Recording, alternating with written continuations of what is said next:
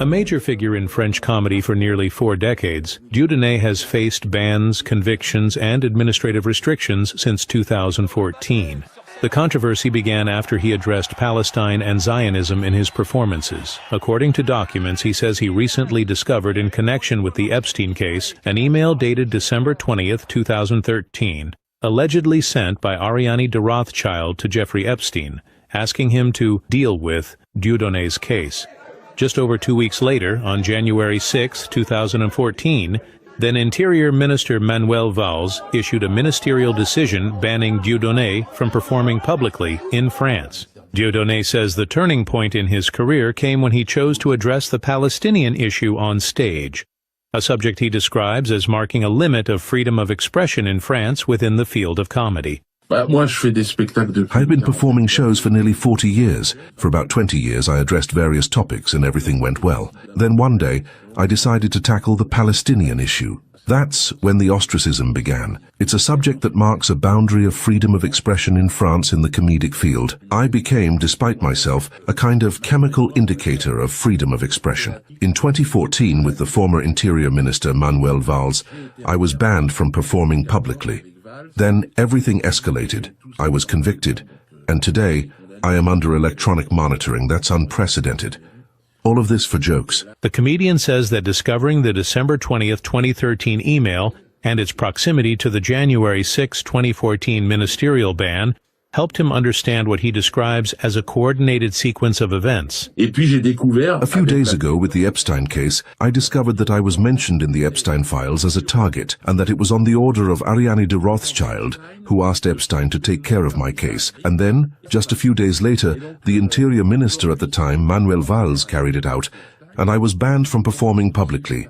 What is extraordinary today with the Epstein file is that I now understand very clearly everything that happened to me. It was nothing less than an order from the Rothschild group, which is a very important group. It should be pointed out for those who don't know that President Macron is a former executive at Rothschild, and the Rothschilds lend money to France and are largely paid through interest. So it is truly a very important bank in French political life. The fact that this woman identified me as a political adversary, since she refers to me as a political figure, makes complete sense today. I understand much better what happened to me. More than 10 years after the January 6, 2014 ban, the restrictions against Dieudonne remain in place. Following the recent publication of the Epstein-related documents, the comedian says he is considering legal action against those he believes were behind the measures taken against him. A case that once again raises questions in France about freedom of expression, political influence, and the boundaries of satire. Qasim Hassan, reporting for Press TV in Paris.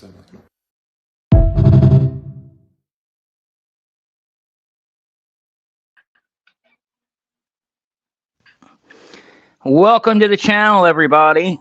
You know me, Colin, Project Constitution. With me today is my boy Ali. Goes by Zeekmeister on X. Make sure you follow him. He does great work. Excellent investigative journalist.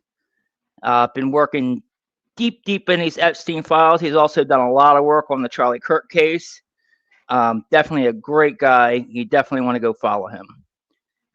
We got another great video for you today, another digging into the Epstein files episode. Going off our last episode, he found a whole bunch of new stuff which is going to just blow up the internet. I mean, the stuff he found is absolutely wild.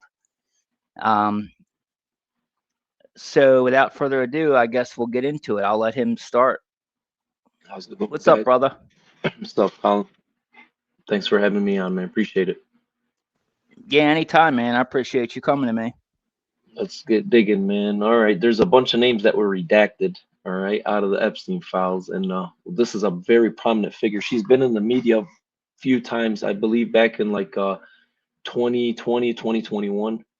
All right, this lady's a neurosurgeon. Her name is Melanie Walker. Let me put up her profile first just to put things in perspective. You know, her name in the files was completely redacted.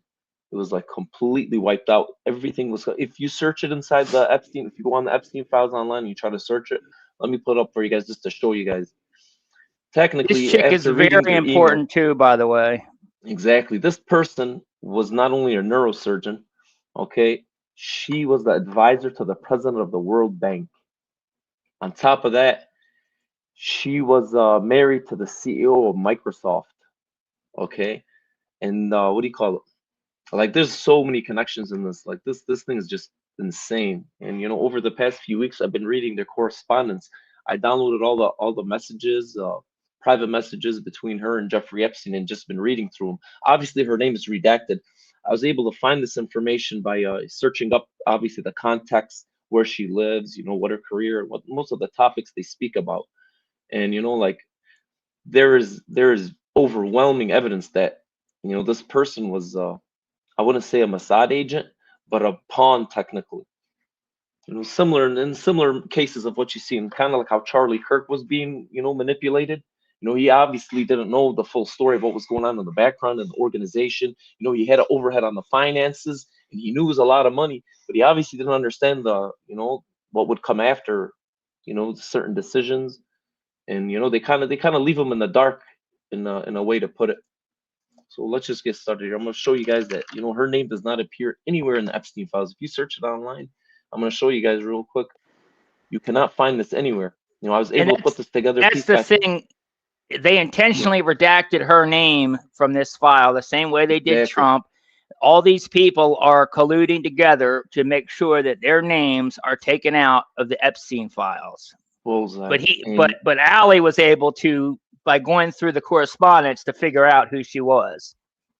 Exactly. And then, you know, it's like, you know, without a doubt, without a reasonable doubt. Like, even I found a link to a private video that she sends to Jeffrey Epstein with a link and a login.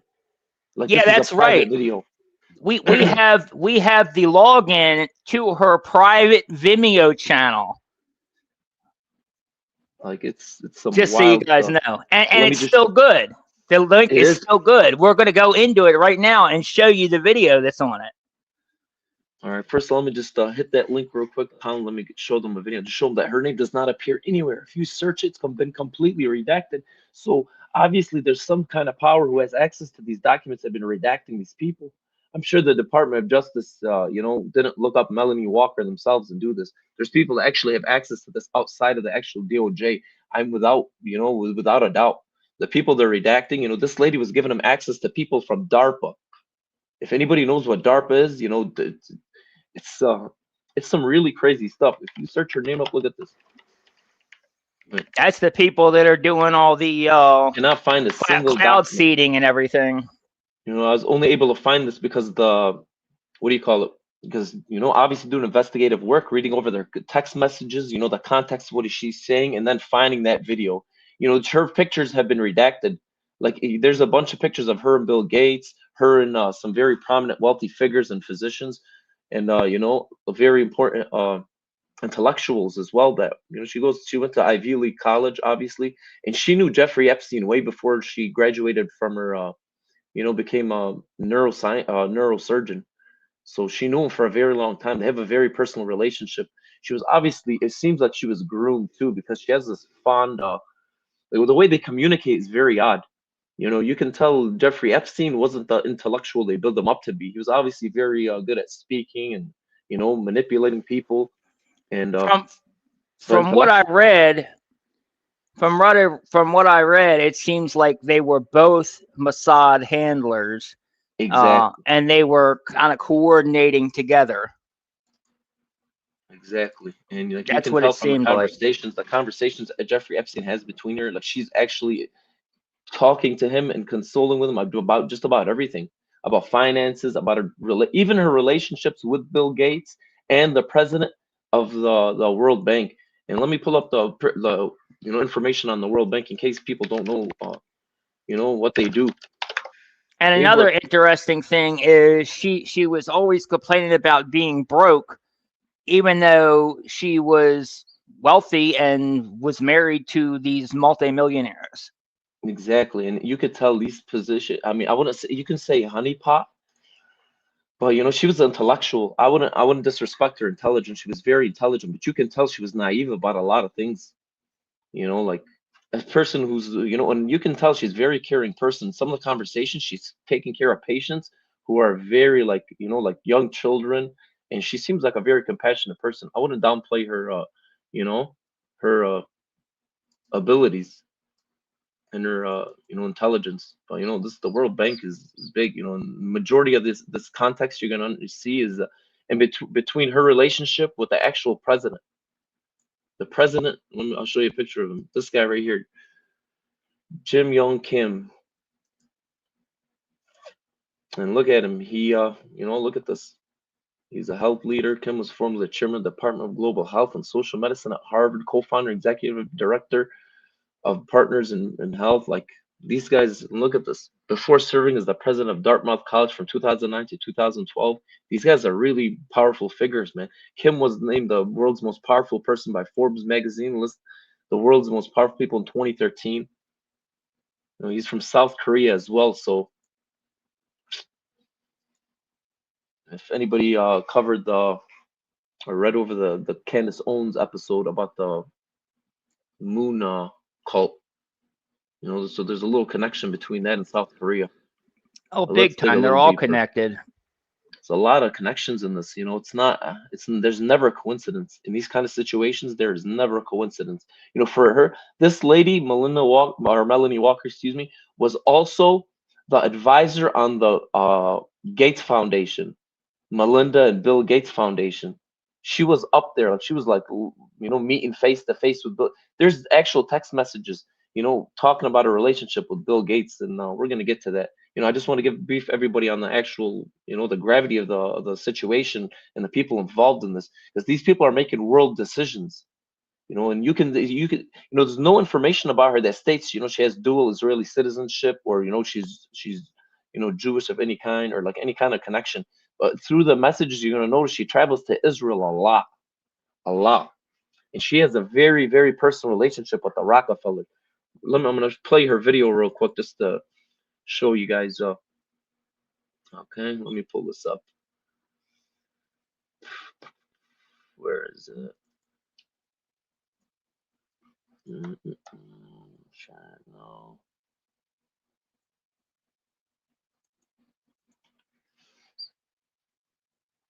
Pull that up, Colin.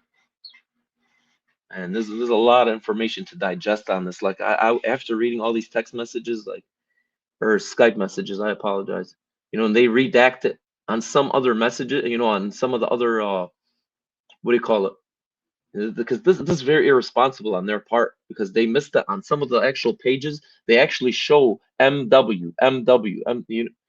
So like they didn't do a real good job redacting all this. And look at this. Obviously she was a neurosurgeon. She does surgery on people who had strokes, brain surgery, people with brain tumors, and she discusses her relationship with Peter Thiel and all these people. So it's fascinating. You get much more introspective when you actually read their text messages, because you get an idea of their psychology. People become vulnerable because when they're messaging, you're not thinking of how you're going to respond to things. This is a very personal relationship. Like look what she says. So my YG friend Ken Howry was a co-founder of PayPal. He has he has done zero politically and has terrible reputation. But Trump nominated him for ambassador to Sweden, and looks like confirmation is imminent. Have had a few people I know similar situation. Do you think it is super hard to be ambassador? Thailand is one of those many that is open. I've got tons of experience there. Look, it's far from U.S. politics, and ambassadors are never in any scandals. And majority of the way Epstein responds is just simple one-letter words. Fun, yes. Like you never hear any kind of sophisticated responses from him. It's very simple. And this is a majority, like 80% of their conversations. A few times he gets set off, and then you see like a massive response. But look at this. Yup, are you doing okay? And look how she responds. It's a very personal relationship. She says, are you doing okay? He says, yup, okay. Think about you a lot. Hope all is bueno. We should catch up soon. Are you in NYC June 14th? In majority of their meetings, their private meetings, they're always in person. They're never discuss certain private business on here. It's very weird. It's a very awkward. The majority of the time she's like a child, like trying to impress an adult. You notice that a lot. Imagine a neurosurgeon trying to impress a guy like Epstein, like all the damn time. It's kind of crazy. And look at this.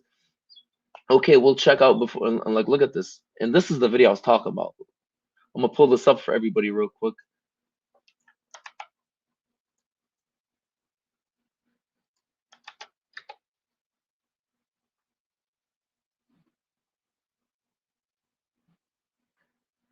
Look at this. You wanna, what do you call it?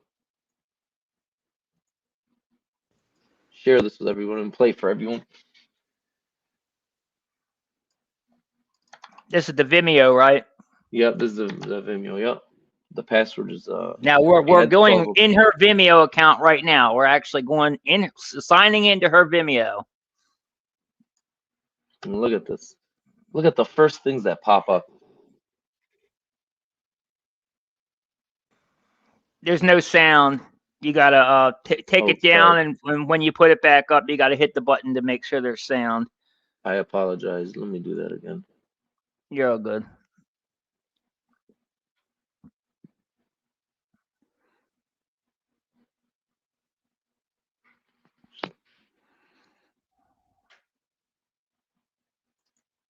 Okay, I see. I apologize. Go ahead. There it is. All right, cool. More than 1 billion people suffer from disability caused by neurologic disease, whether it's a stroke, dementia, accident, or some other problem. That's more than 1 in every 6 people on Earth. But neurologic disability is a solvable problem. I'm Melanie Walker. I'm an endovascular neurosurgeon at the University of Washington. You see that right there? That's who's doing Rockefeller. Yep, deep connections. Estimates are that neurologic disability costs us between $200 billion and $1 trillion a year, maybe more. It destroys families, it destroys personal life, and it destroys opportunity. And it's completely unnecessary. Most people don't know that if you present to a hospital within 24 hours of a stroke, there's a very good chance that we can reverse the disability from that stroke. We can perform a very simple surgery called a mechanical thrombectomy for stroke patients. We insert a small very interesting. Anybody that knows anything about biology, this is a very interesting topic. And remove the clot that's causing the Funny they didn't be able to do that to my dad. Reverse the symptoms that they're having. It may be weakness, it may be difficulty talking, or it may be more severe. We can do that today. New science is emerging, and my colleagues and I are hopeful that within the next 5 years, we can offer new treatments to start reversing neurologic disability for more people in more places. Almost every cell in the human body has little batteries inside of it, and those batteries are called mitochondria. Mitochondria aren't so different than the batteries you find in your smartphone. In fact, sometimes when your phone is really low on charge, it seems like it's broken. It's not your phone that's broken, it just needs a little boost. Same thing goes for your cells. Sometimes when we assume that a tissue is dying or dead, maybe what it needs is a little bit of energy. My colleagues and I believe that we can take mitochondria from healthy cells and replace them into sick cells in your heart, your brain, your kidneys, and other organs that may be lacking in energy. Our hope is that by re-implanting batteries into tissues that don't have energy, we can restore function. We've seen many exciting examples. In the heart, people who've had heart attacks, when we re-implant healthy mitochondria, we see that the tissue regenerates. It gives the heart a new chance to beat another bunch of years. In the case of a stroke, we would simply deliver mitochondria beyond the place of the clot into the tissue that's starved of energy. Our hope is that we can make it part of the standard of care. But one of the challenges that we face is that the new technologies are moving very, very quickly, and we need more doctors that are able to perform procedures like this. So we're working on that, and I'm hopeful that in the next few years we'll have more and more capacity to start reversing neurologic disability in cities all around the world. We're never going to stop all disease. We're never going to be able to prevent every accident. But imagine a world where you don't have to live with neurological disability as a result of this. I believe it can happen. All right, back to the thing. You see some interesting stuff, man. After I saw that, I was like, it was all the evidence I needed, literally.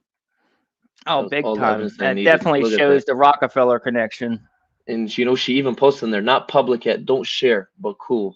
Like, you see, like, I will be in Baltimore. Like, they do a lot of traveling, man. They do a lot of traveling. You see them, you know, meet them up in New York all the time. But man, the people they know is just, it's insane. We're going to get a little deeper in here. And look, she even puts it thinking about you today. Hope you're doing okay. Some cool advances in the mitochondrial work, going to human trials this summer, hopefully. Are you still in town? Yes, sorry. Look. And remember, Epstein was allegedly doing cloning science stuff in his on his island, you know, in the basement. So exactly, he had a lab too. Yep, it was confirmed by his butler and stuff too. And this is what's crazy. You know, he keeps her in the dark on a lot of things. You can tell the way he communicates with her is very nerved.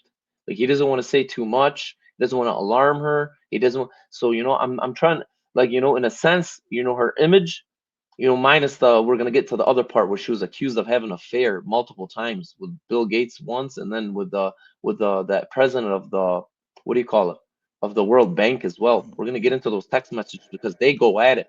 You know, Epstein goes nuts on her for that stuff, and like this information is so personal. Like it's you can't get anything better than this. You know, like you cannot get anything better. And like this is her picture. She sends them pictures. Like this is all the confirmation, because I read through hours and hours of Why conversations. exactly? And why is this shit redacted? There is absolutely no reason for this to Exactly. be redacted. She's a And who would co-conspirator. know that she'd be an important person to redact her? Do you understand what I'm saying? I'm sure Exactly. Pam Bondi and Cash Patel's you know, goofy goofy bullshit, man. Like, you know, he's not gonna know any you know, any kind of personal information like this deep. Do you see what I'm saying? That's what I'm telling. Somebody had very personal had to be involved with the redaction of this information. People in the intelligence community, you know, that knew both of them. And Well, like, I look at tell this. you what, I back when they were when Trump was first talking about releasing the Epstein files when he first got in office, um, Hmm. and this is actually right before he changed his mind and was like, "I'm not releasing anything." We Yep. still talking about that, but Yeah, I remember I that. actually tracked Bill Gates' jet, and Bill Gates flew in there and personally met with Trump and personally met with What? Congress to try to shut up people, to try to stop the Epstein file release. And I think he was successful. Between him and Netanyahu, I think they were successful. Man, I mean, they tried doing everything to get in the way of this thing. So, like, I'm not surprised at all, but like, And it's with just the insane that, affair, with the alleged affair with Bill Gates or whatever, uh, that would make sense. I'm sure I'm telling you, like, there's he would so much definitely want information. to keep her name Crazy quiet. because the way she communicates about it, you know, I don't want to, you know, I don't want to put anything out there that's not accurate, but you know, like you can tell, like I don't want to say she feels guilty, but the way she's describing it to him, it's kind of crazy. Let me just show you some more pictures and stuff that convert, because I'm telling you, they did a horrible job redacting this stuff. You know, whoever did this was just like, oh come on, like they're sweating while they're doing this. And look at this. Look at this. And you can tell, see up here, Melanie Walker. Look at this. Hi, how was it? Glad I went, but don't see any immediate benefit for me. Boone is legendary, but his stroke has definitely had an effect. But he's an amazing 88-year-old technically. The whole area of brain performance and brain capacity doesn't seem baked enough for me because as you say, it's not one or two things. They argue that we need a blood pressure or pulse, or argue the heart muscle. Like look at this. And this is a picture. They have an unredacted version of this somewhere. I found it in the pictures somewhere in there. It was unredacted, and I just didn't think of it the first time. I should have saved it, but you know that's her and that's Boone. That guy's like some sort of academic, some very I'm not sure. Let me see. Let me see what his name is. His name That is just goes. T. That Boone. just goes with the haphazard job that the FBI did, though. Anyway, half the shit Exactly. that they redacted, they've already released unredacted, which just shows how freaking ridiculous they are. Exactly. And the guy's name is T. Boone Pickens. He's an American business magnate and a financier. So he's kind of like in the same league as Epstein, you know. When he just recently had a stroke. You can look him up if I can pull it up for them so they can see, just so they get an idea of who he is.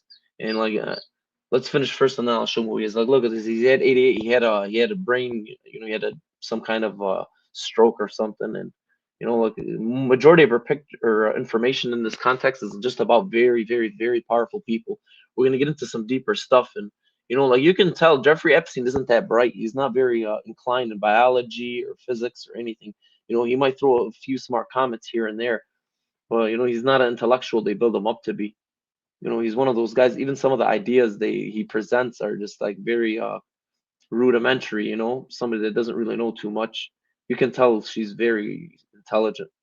Like, look at this. If your cholesterol is too low, you'll have head bleed and naughty stroke. Look, plants, and she describes plants. They have a lot of conversations about. You know, look, you could see his conversation. He never says anything smart. He just says great, great, great. Like, look at his. Yes, they are cooped. Look at this. This very simple one-liners. It's almost like they did this on purpose. He did this on purpose so people don't get information, as if like they know somebody's gonna end up reading the stuff later on. You know what I'm saying? I don't know why it did that. Sorry, man. Crap. I don't know what is going on here. Let's refresh, and I apologize. Can you still hear me? What is going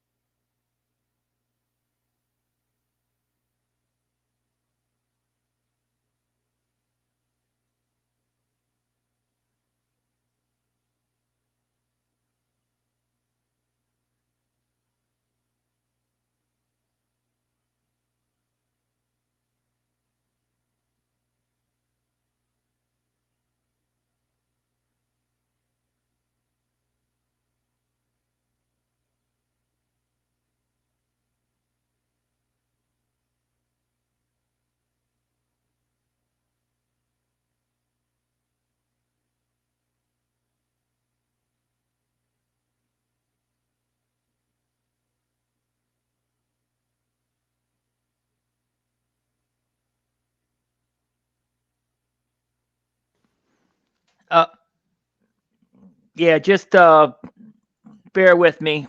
Allie, don't know what happened to him, but he'll be back in a minute. He's all the one with all the information, so I can't really do too much without him here. So just bear with us. A little technical difficulty.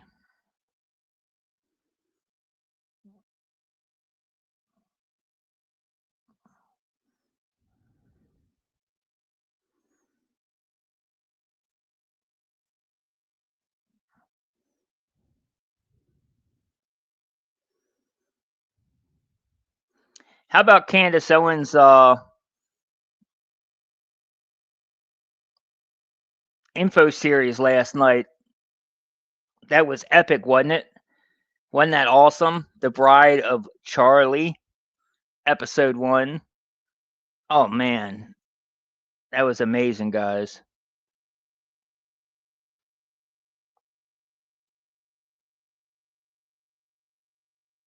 Yeah, it just got crazier and crazier as we went, man.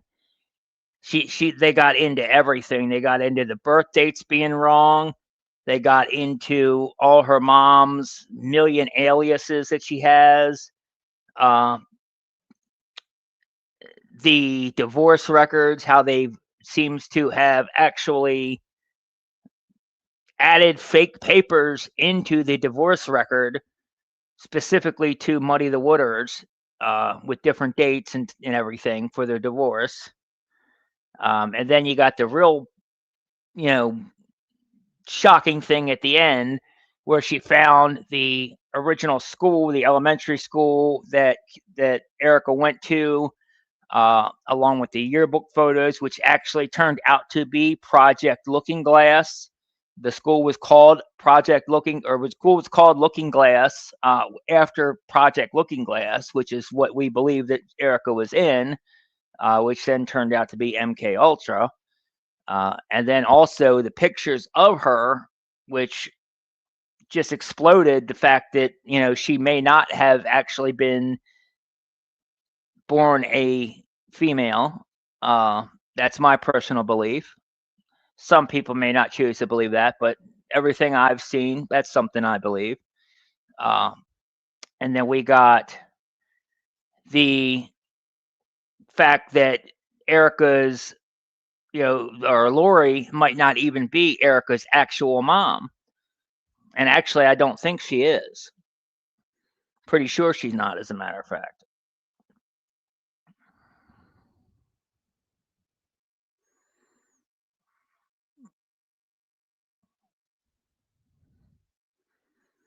Let me see where Ali is real quick. Give me a second here.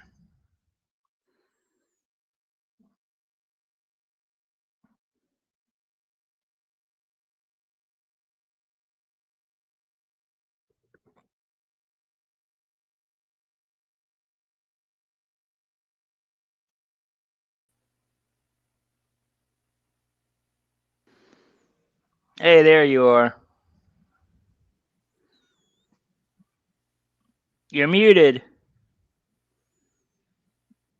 You got no volume.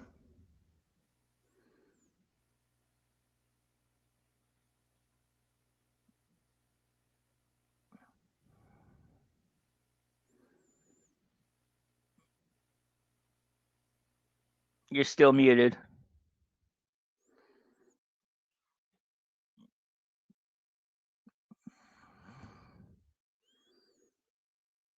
Yeah, you definitely should go watch it if you haven't finished watching it. It's amazing. It got, like I said, it was from beginning to end. It was just packed full of information.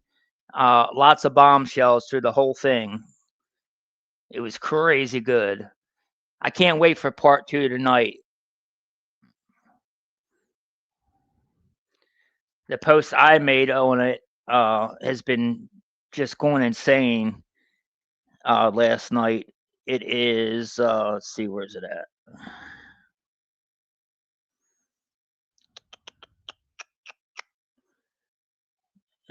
Yep, this one right here.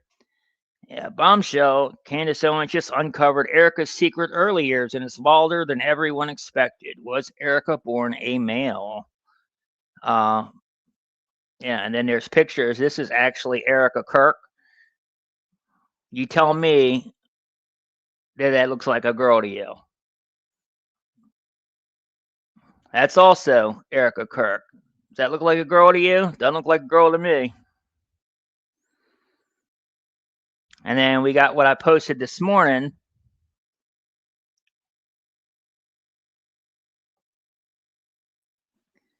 Hey, there you are. Can you hear me? You got, yeah, I hear you now. Cool. Sorry about that, man. I don't know. This thing just went haywire. I've never had this ever happen in my life, man. Somebody does not want us revealing this info or something, man. I don't know. Yeah, for real. And then Wild. we got the what I've just posted this morning, which is Erica pretty much kind of I have played basketball.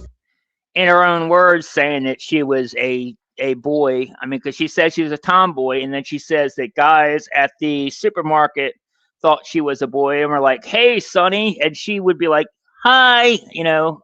She answered to being called a boy. That's what she's saying here. I have played basketball since I was 5. Super tomboy. Didn't like dresses. Everyone thought I was a little boy because I wore Jordan and all these different types of athletic clothes. And I have played basketball since I was 5. Yeah, so go check that out when you guys get a chance. But I definitely look forward to part 2 tonight. Make sure you watch part 2 of Candace's series on Erica Kirk, Bride of Charlie. All right, now that you're back, we can it's all good. If you lose your picture again, just roll with it. It's not important that we see you. Is we still, as long as we have sound, that's all that really matters. I gotcha. All right, man. Let's get back into it. I apologize, guys. I hope I didn't lose everybody's attention. We're shit happens. It's all good. And you know, like let me go a little deeper into her personal relation or her relationship with some very powerful elites. Okay, here is you know, she described how it is being at the events with Bill Gates and stuff. Let me pull this up for you guys.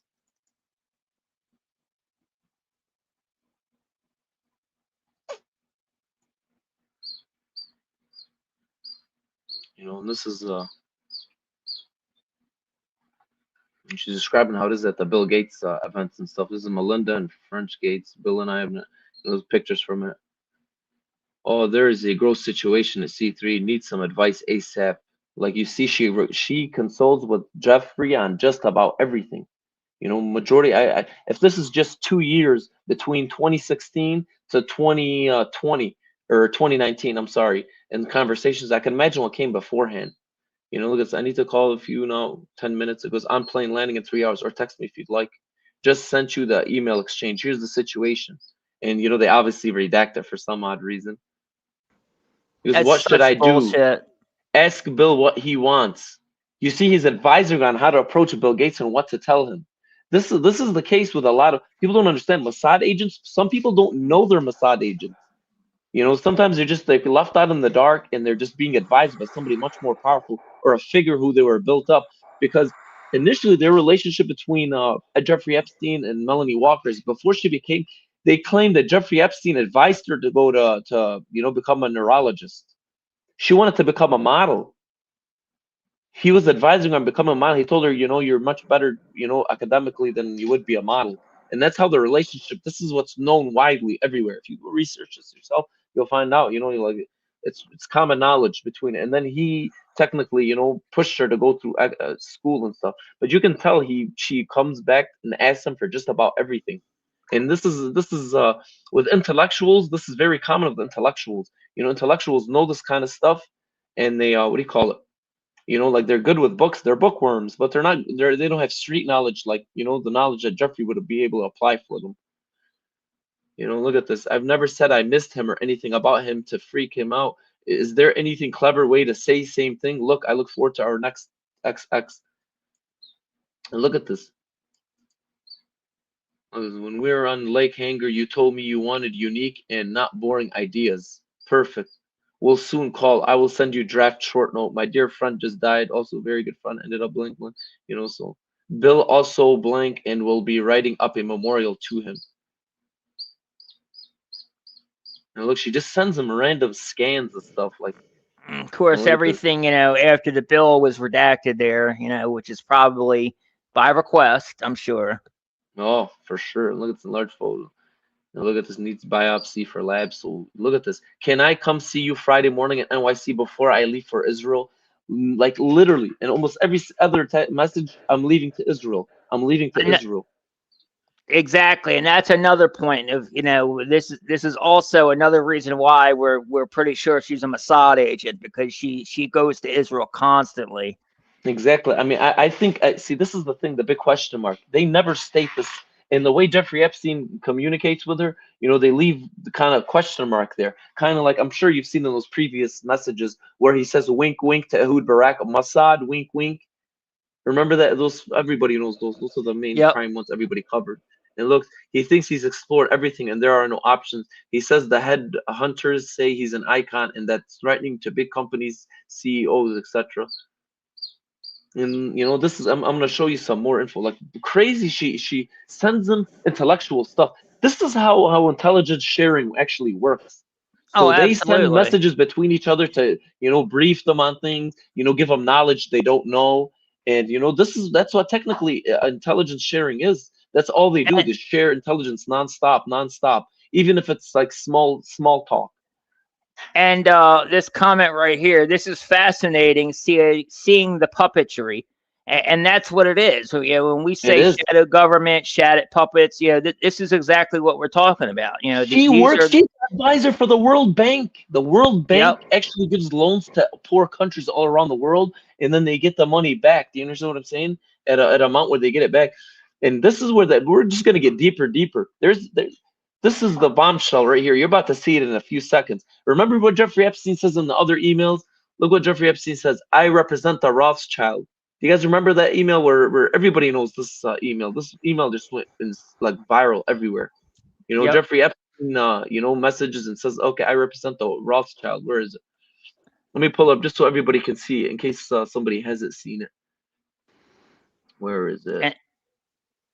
Go ahead, Kyle. What were you going to say? I said that's the thing. You got the Rothschilds, you got the Rockefellers, you got Gates, you got all these people, all these power players, all They're together. the ones pulling the strings, Colin. They're the ones pulling all the strings, and everybody's just running around like a chicken with its head cut off. That's really what the actual inner workings of all this is. Let me find it. Honestly, that's what this reveals. You know, the biggest reveal of them all is just how close they were all, you know, with each other, and how the collusion between them. There is actually an email I have. This is a what do you call it? This is an agreement between Jeffrey Epstein and the Rothschild. You know, they committed to sending him 25 million. We're gonna get to that in just a few minutes, but I just want to show you the actual. Let me show it. The actual emails between her. Look at this. Look at this. This is, I found it. I mean, there's just so much information to cover. Like, haven't even organized it because I have so many different emails and so many different folders. It's difficult to pull it all up. Well, I got it right here for you. Look at this. This is who was funding her research and all her academically, technically. What it says, Rockefeller Foundation has just started a fellows program. They want to be like MacArthur Genius grants. 2 years, 75 to 100K per year. Money cannot go to institution. It has to go to the individual. They want to award me these funds and this honor in a few months, but I have to, and look at this date. This is 2017.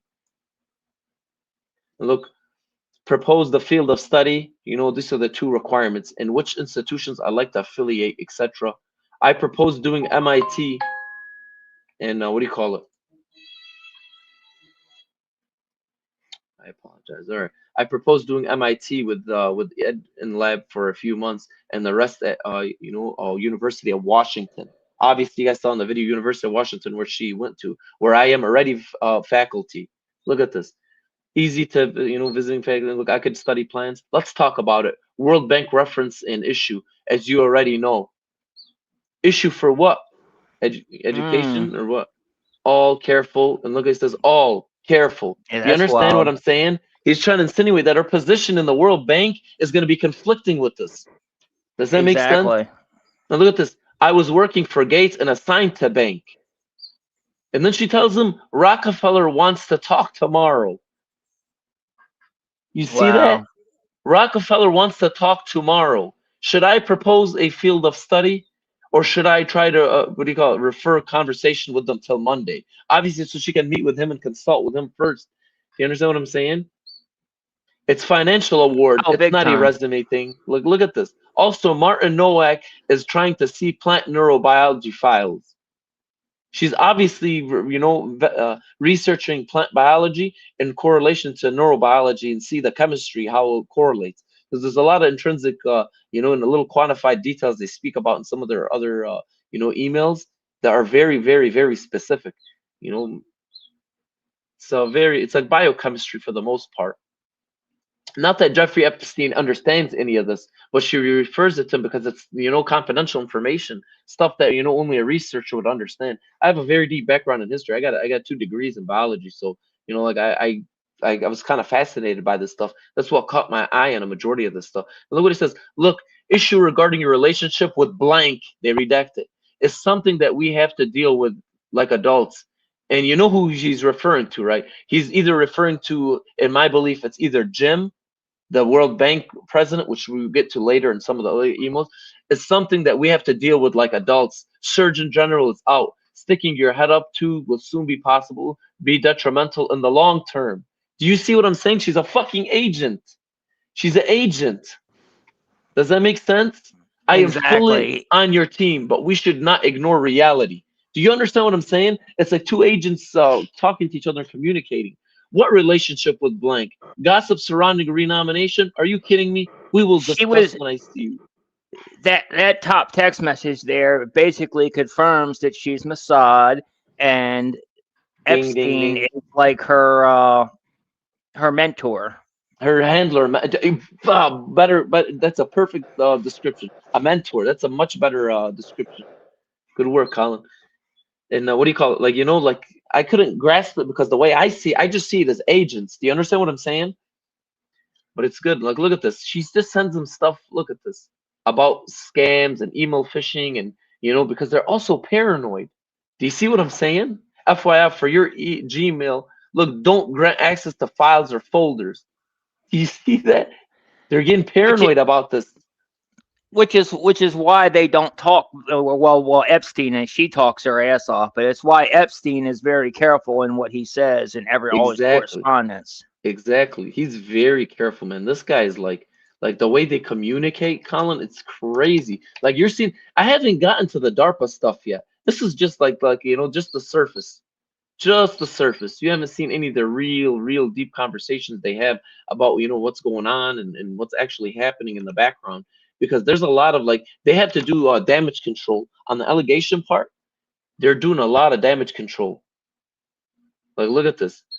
Just sent you an email. Your Gmail might be compromised. Do you see what I'm saying?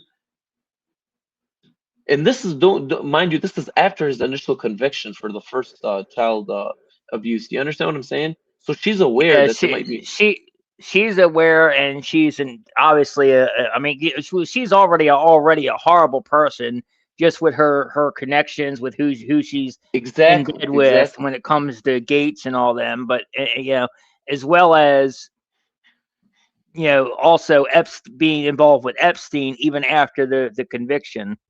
Exactly. And like most of their conversation, they're very nerfed, Colin. They're not like they're just laying everything out there on the open for everybody to see. They're just like, like, oh, this, you know what I'm saying? Oh, exactly. And Like and he the talks to her like a dog too. trust me.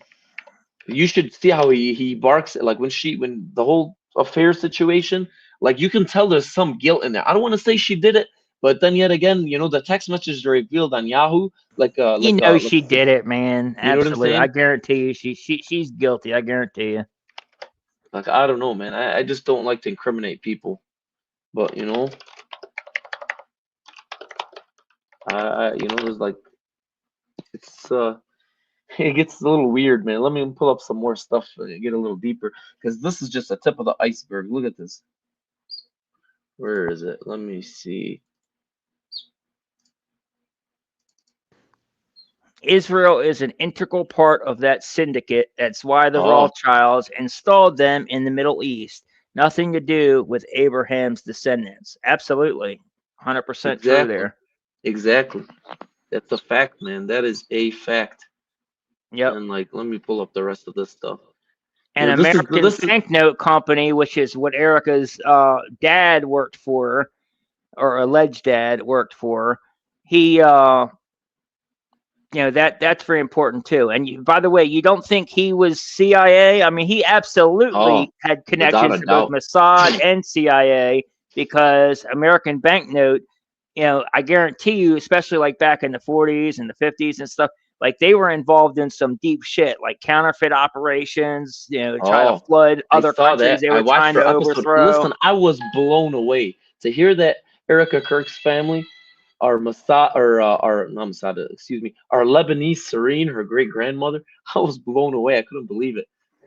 I Yeah. could not believe that. I was blown away. And you never hear her say like, "Oh, I'm like it's I don't And know, she man. It's hides. She wants crazy to stuff." hide the Jewish part of her family too. She wants to hide Obviously, that. I've known that she's a Rothstein, which is connected. The Rothsteins and Rothschilds are one and the same.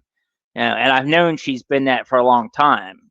I even have a video on my channel that I got I got it from somebody else, but there's a video on my channel of the timeline that actually shows, or not the timeline, her family tree of the lineage.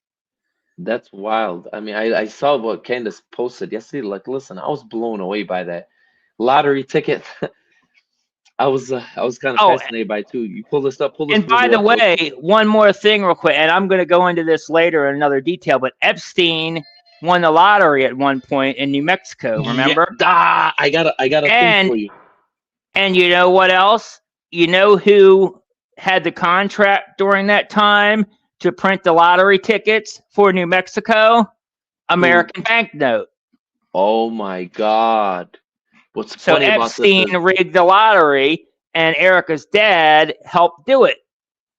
it's funny you mentioned that because I have all these emails between him and this one intellectual who was speaking to him about the lottery and the just like trying to show him how to rig the lottery. And he talks about a guy who won the lottery like 16 times, 17 times consecutively. And this guy, obviously, it's a CIA involvement. Anybody who's involved in the CIA has access to those kind of things because they can just. I'm going to show you how the recruitment works, Colin. I know this because in Lebanon, I've seen how the Mossad recruits people. I've seen how they recruit people in Iran. I've seen how they recruit people here in America. I've seen, I know very well their method and how they do it. They have access to a lot of networks, telephones, surveillance, and they survey these people. That's why they search them up on Google. That's funny. People learned how to use what do you call it? The Google Insight. You know how it shows you about what's it called? It's a Google Insight, I believe, and that's why they find out what the Mossad are searching up because they don't have direct access to these people. They search them up on Google, see where they live, see their information, then they reach out to them. Do you understand what I'm saying? But they have access to government databases. They can see people's records, criminal history, what these people are involved in. So and then they just reach out to them. I'm going to show you an example. There's actually a few FBI reports in there. I saved them on purpose to show people, to show everybody, all the viewers, how they recruit people. Majority of them, that's why they recruit pedophiles so often. They have a database of all the predators, and they have them on a map. They track them. Do you understand what I'm saying? They have tethers, most of these guys, so they have to track Yep. them all the time, and they find out where they live, and they have them do these favors for them. Do you understand what I'm saying? And they have them Oh, put the absolutely. pedophiles put themselves at risk. And you're going to see a perfect example of how this guy gets recruited. He tells the FBI all the information and how he gets recruited. We're going to get that in a second. There's just a lot of information to cover.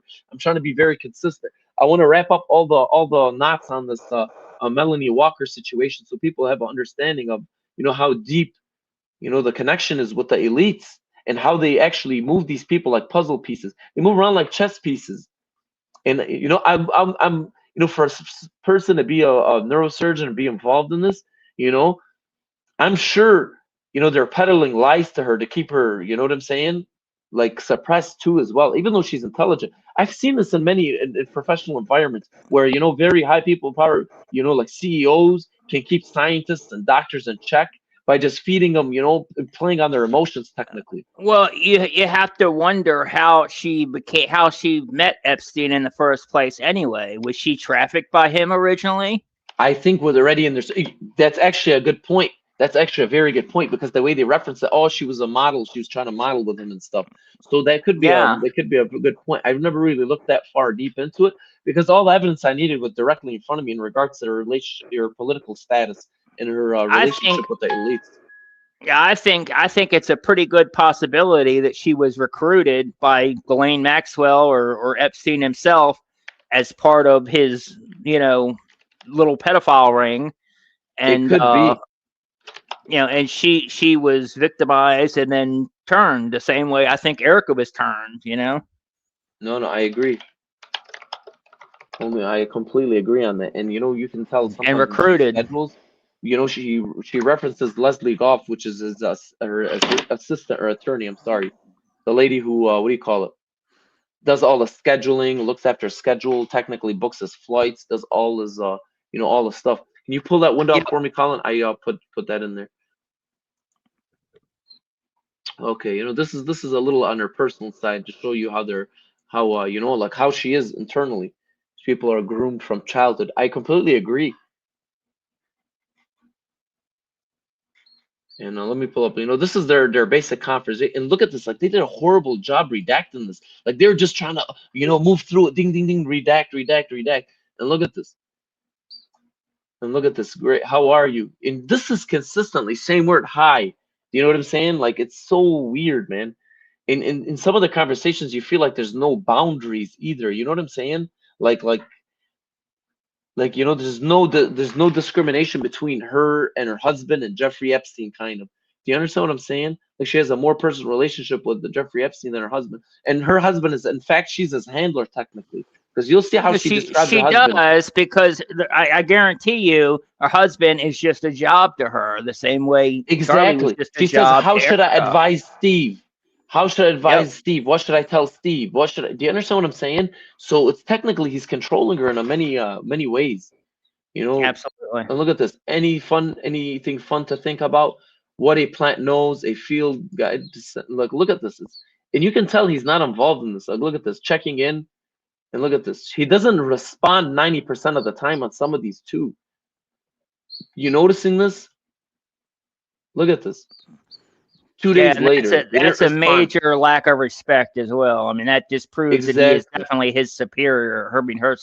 He is definitely her superior. Just checking in, saying hi, no news, love in the late arterial phase. You know, sweet.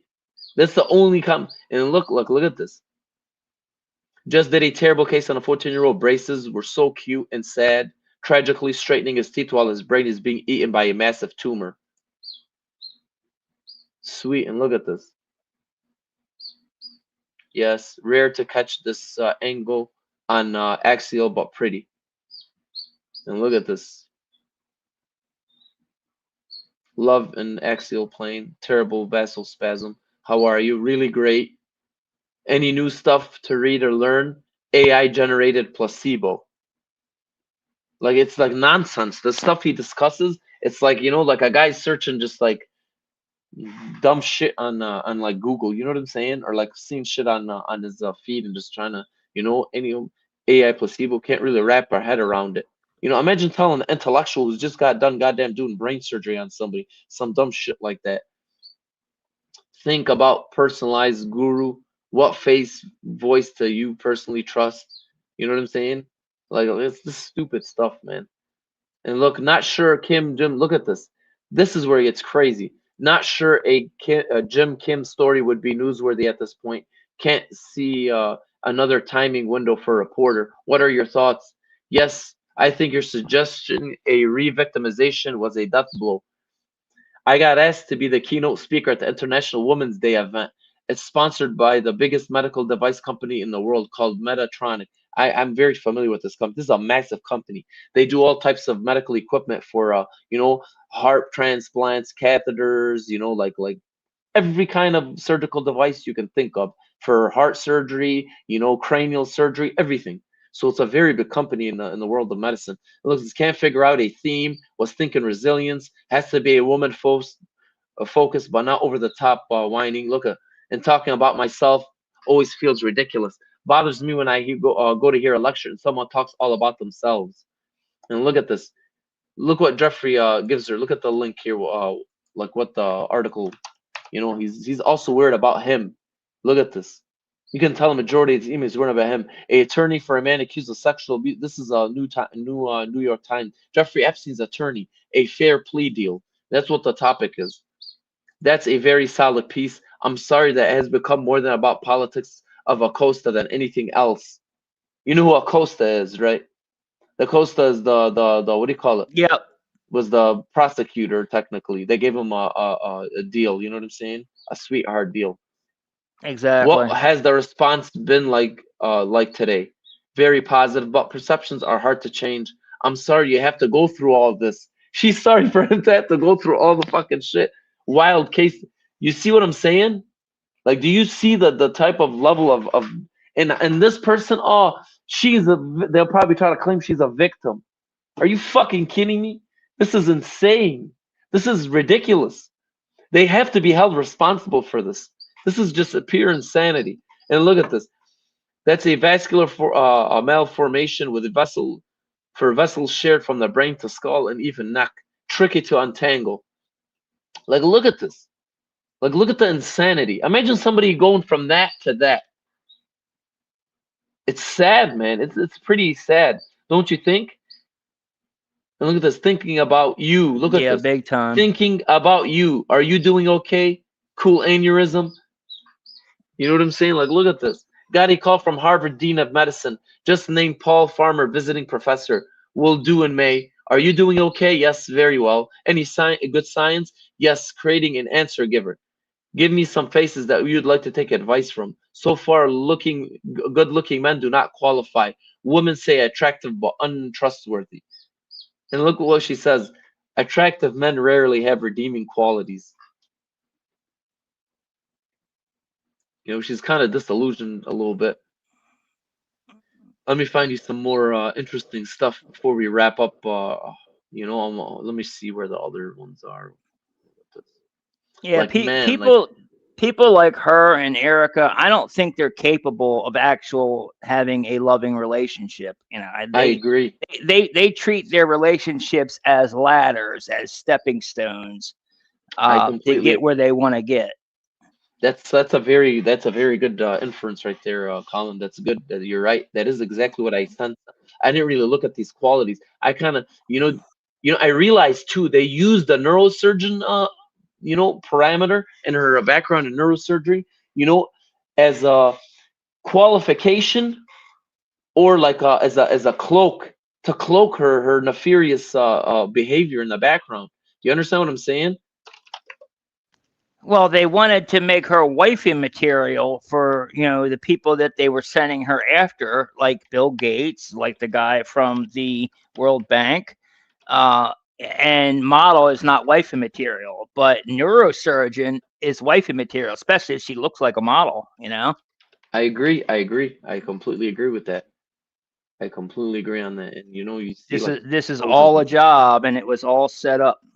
Exactly. Look at the banking to neurosurgery to this. Like, they want to make her feel like blow her ego up all the way. But obviously, when you're in the field, you have to understand that's why she doesn't like speaking about herself too. When you're that level of like a surgeon at that high level, and like your ego, you got to kill your ego. There's no way you can be an egocentric lunatic and be able to commit to these kind of surgeries and procedures. Do you understand what I'm saying? It's very calculative. You have to have absolutely zero ego to be able to accomplish these type of things. And I know this because I went to college. I know I have a lot of friends who are surgeons, orthopedic surgeons, neurosurgeons, and I speak to them all the time. And they're intellectuals. They have zero ego. And look at this. Just had fun. Conversation with Frank, the guy I sent you the papers on. We talked about fruits and flowers. Very spooky about fruit. And look at this. It's hot here in Dubai, like 107. She's in Dubai now. Okay. I think the sun is on fire, talking 15, 30 minutes. She's obviously for a banking trip for a bank. She get like, this is what's crazy. She didn't redact her, what do you call it? Oh, am I looking at the same thing? I'm sorry, I switched pages. I apologize. Let me pull that up for you. I apologize, man. I'm going off on a tangent here. Let me show you. Where is it? All right. You got that, my man. All right. When are you in New York? Don't have plans to be there. When do you have plans? Look at this. I think back on the 26th. Tomorrow I leave London for the Middle East. Should be Seattle based and relatively predictable from January or July 26th to August 14th. Then I have to go to Israel, BCG, which is Bill Gates one of their events, the BCG, which is held in Israel. That's also why Microsoft has all these contracts with Israel and the IDF. They give them, for airstrikes and for stuff like that. They give them a lot of data on logistics. This is widely known. It's accepted. Everybody knows this. Even their user interface for their spyware. The user interface for their spyware that people don't recognize is basically the same interface Microsoft uses for their Teams. Microsoft Teams, even Skype. It's a very similar interface. And that's where they use it to develop that software. So they give them free access to all their software and everything. And let me get further into this. Look this. So maybe we can start. Yeah, I wonder how much of a backdoor there is on that too, and how much information Microsoft lets Israel take of people's data that use software like unlimited, that. Unfettered access. I know for a fact, unfettered access. That's the same I'm thing sure they do with Apple. That's Apple is able to access everybody's phones all across the world and do assassinations. They track you by your phone because they have all your data. And look at this. He seems creative and knowledgeable, good sense of humor. And she's talking about done here in London, off to Dubai in a few hours till Tuesday. We'll be speaking at Amir's team, a few health and team focused funds and health. Like this is crazy stuff. BG request is that look at this. Bill Gates request is that we will be visiting in November and wants to explore health tech, and tech in the region. They may not produce any of those things, but they consume them. Didn't learn much from the Alzheimer's MTJs. And look at this. Okay, speak anytime this weekend. Like you see how they consistently have to talk even though there's no information. They obviously don't disclose it in the messages, but there's things going on in the background, like what he's advising her to do with the World Bank and stuff like that. And look at this. New York, we just had a fun conversation with Frantisek, the guy I sent you papers on this. Look at this. It's hot here in Dubai, 107. I think the sun is on fire. Talking 15 to 30 minutes. Okay, call me. Numbers. And they didn't even redact her number, the fools. They just want to block her name so nobody knows. You know what I'm saying? They scramble to block the name before they even the number, just so like people don't know who it is. They don't. Have you tried to call it yet to see whether it's I have not. good or I have not. You guys can knock yourself off. Why don't we call it? I don't want to call it, man. I don't want to. Why don't we call it? Why don't we call it real quick and just ask her some questions? No, not even prank her. If it's the real number, we'll just ask her. So we say, hey, we're going through your Epstein emails. You want to comment on any of this stuff? I'll send you a link. Hey, that's funny. Go ahead. Let's do it. All right. Absolutely. Why not? Oh, God, my eyes are bad. Give me a second here. I got to pull this up on full screen so I can see it. 206 382 7848. You want to put it on speaker so we can hear two call? Yeah. Please leave your message for 206 382 7848. Want to leave one? Yeah, this is Colin from Project Constitution on X. We are going through the Epstein emails and reading out the emails of your name and all your correspondence with Jeffrey. Just wanted to know if you wanted to comment on any of it. If you could give me a call back, please. You see my number on the ID. It's also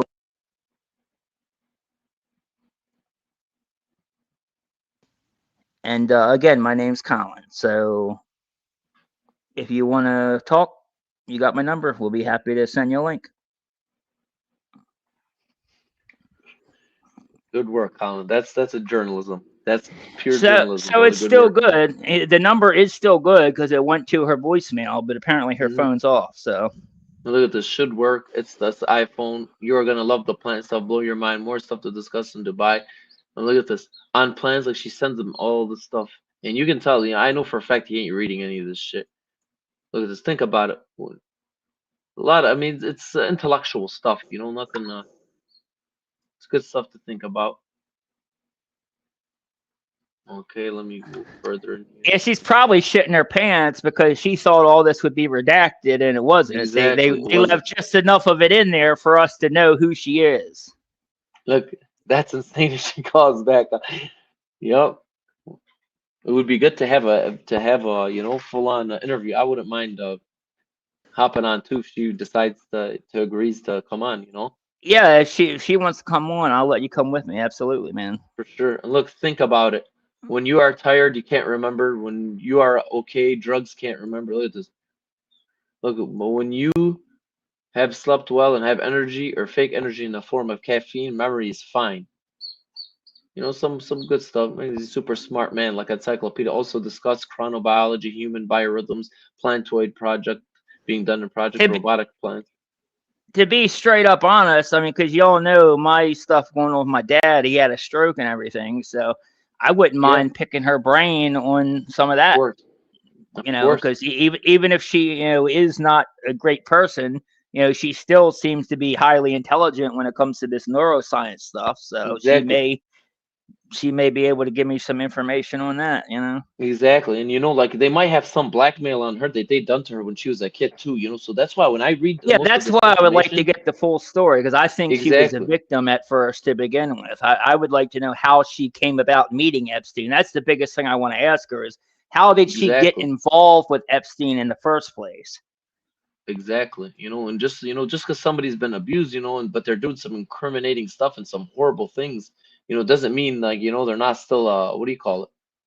You know, accomplice in some degree. And like it's very evident here, you know, for somebody to be this intellectually inclined and have the background like this, surprisingly, you know.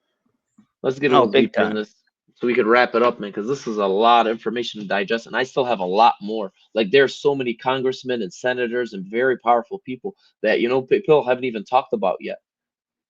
And look at this. I asked, she talks about plants and stuff and all this. Let's get deeper. Look, I start meetings early tomorrow in Dubai. Sent you some health ID in a mail. Have to at least bring a way to domestic health using SWF. What do you call it? Although it's painful, it might make money. Do you see that? Bill Gates wants to think about telemedicine, etc. But these guys who build ski slopes and malls and they want flashy, big, amazing stuff. She's talking about the people in Dubai. Do you understand what I'm saying? Because they're not very intelligent, these guys. They just want to go big on everything gold, everything lavish, everything without actually looking into these things. And these people are technically bringing them to, what do you call it? You know, to a more intellectual based, you know, medical advancements. And look at this. 3D printing. It's just a lot of stuff. Look at this. They don't have anything to buy. A few even Lebanese, Middle Eastern people. And there's a lot of, like, if you picked your brains and like, you know, pick the brain and like really read through this information, you find a lot of fascinating stuff. And look at his responses. Greater, Saturday. You know what I'm saying? Very simple stuff. And look at this. Almost a side tangent in transhumanism. He's right. Yeah, he's right. He's right about that. There's a lot of transhumanism and stuff I've seen. And look at this, terrific. Some updates. The buy was fantastic. The Prime Minister office was amazing. Need to tell you about it. I see Larry August 3-4. I think this was either Larry from what do you call it? What was his name, man? I gotta look through my notes and see what it's just a lot of people. Larry Fink, BlackRock. I think it could have been Larry Fink, but I think that's who I initially thought it was. But there's another Larry too as well that that relates to the banks and stuff. He's somebody high up there. And look at this. Told you, I think it was Larry. No, I think it might have been Larry Summers. Was it? I think it might have been Larry Summers, the Harvard guy. I have to double check. Okay. And look, told you some of the ideas that would suggest to Bill Gates want to make CRISP. Look at this. Might be fine with all the, like, do you see how everything with the Bill Gates, she's referring to him and she's asking him his opinion and what they want? It's not what she wants or what she thinks. It's what they want and what they think. You see that? And look at this. The Prime Minister of Opposite wants to speak with me about a big project tomorrow, 7 a.m. Supposedly, I made a very good impression, inspired them to think of whatever that means. Let's go on to the next one. I want to zip through this. There's so much more information like we have to cover. I apologize. I'm taking a little bit longer on this than I anticipated. But here's her trying to introduce Jeffrey Epstein to what's his name, to the DARPA golf ling, the what do you call it? The guy who was a very high up there in the DARPA program. Like this guy was very well known. Like look at this. Look at this. Was thinking too. This is like a continuation. Teeth are another thing. Look at this. This is a huge mess. Right?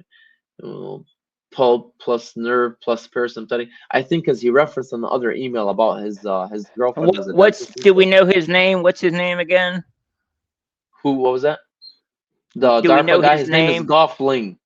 You're gonna see. She's gonna go in deep analysis about him, his background, what he's done, and she could set up a meeting. And she tries to set up a meeting between him, and I think she does end up doing it. We're gonna go through it now. So look at this. She talks about the teeth and stuff, and dental crazy. stuff. Look at this. My plant-centric view is that animals are used as fertilizer makers, turning everything edible to shit, and CO2 producers. Like, do you see how they also educate Jeffrey Epstein? They also educate him as they go. Do you understand what I'm saying? That's why he's able to, to function at this level. And we're gonna go. There's an actual one of the first. I have a document of one of the first sexual abuse accusations against Jeffrey Epstein. I have the actual FBI report. Hold on. I got a comment said from JC Crew Lifer says, I just found out whose number it is. Yeah, go ahead. Do tell. I mean, we're pretty sure we know it's her number because that's who it's in reference to here. She gave it to him. I searched it online. I searched online, and it did show up as a Seattle number and her name and stuff. So I'm pretty sure it's her. And look at this. Let's okay, go further. It says Quest Corporation. So that'll be something we'll have to look up. Quest We'll Corporation. look it up. They have a lot of shell companies in their names and stuff too. And you got to understand that number is more than 7 years old, 8 years old. So who knows, Here's another one too. It says look into. I'm freezing up here. Hold on. Sabrina Wallace's work. She's DARPA victim spreading awareness about the bio-digital convergence. Yep, I know about that. I've read about that, and I did a little research on it. Look at this. And look at this. This is where it gets. What about virus, bacteria, etc.? Look what she says. Spoke to my friend Golf Ling, who stepped down from DARPA. He's here in Texas with me, and he's super excited. He says we are right. I showed him some of the papers and my additional theories and finding we haven't discussed. I also think that fungi are plant root equivalent of microglia. FYI. Okay, offline for a bit. Need to focus. Look at this. Boone talking about oil. That's the guy in the other picture who ended up having the stroke and stuff. And did you know that 100% of Down syndrome people get Alzheimer's? Look at this. Bellsberg deal with Gulf Oil's 80s. He says he only drilled 40% of what he's got. What are you doing Easter weekend? Like, do you see how they nonchalantly talk about, oh, okay, he just took 40% of the oil. You know what I'm saying? Some crazy stuff.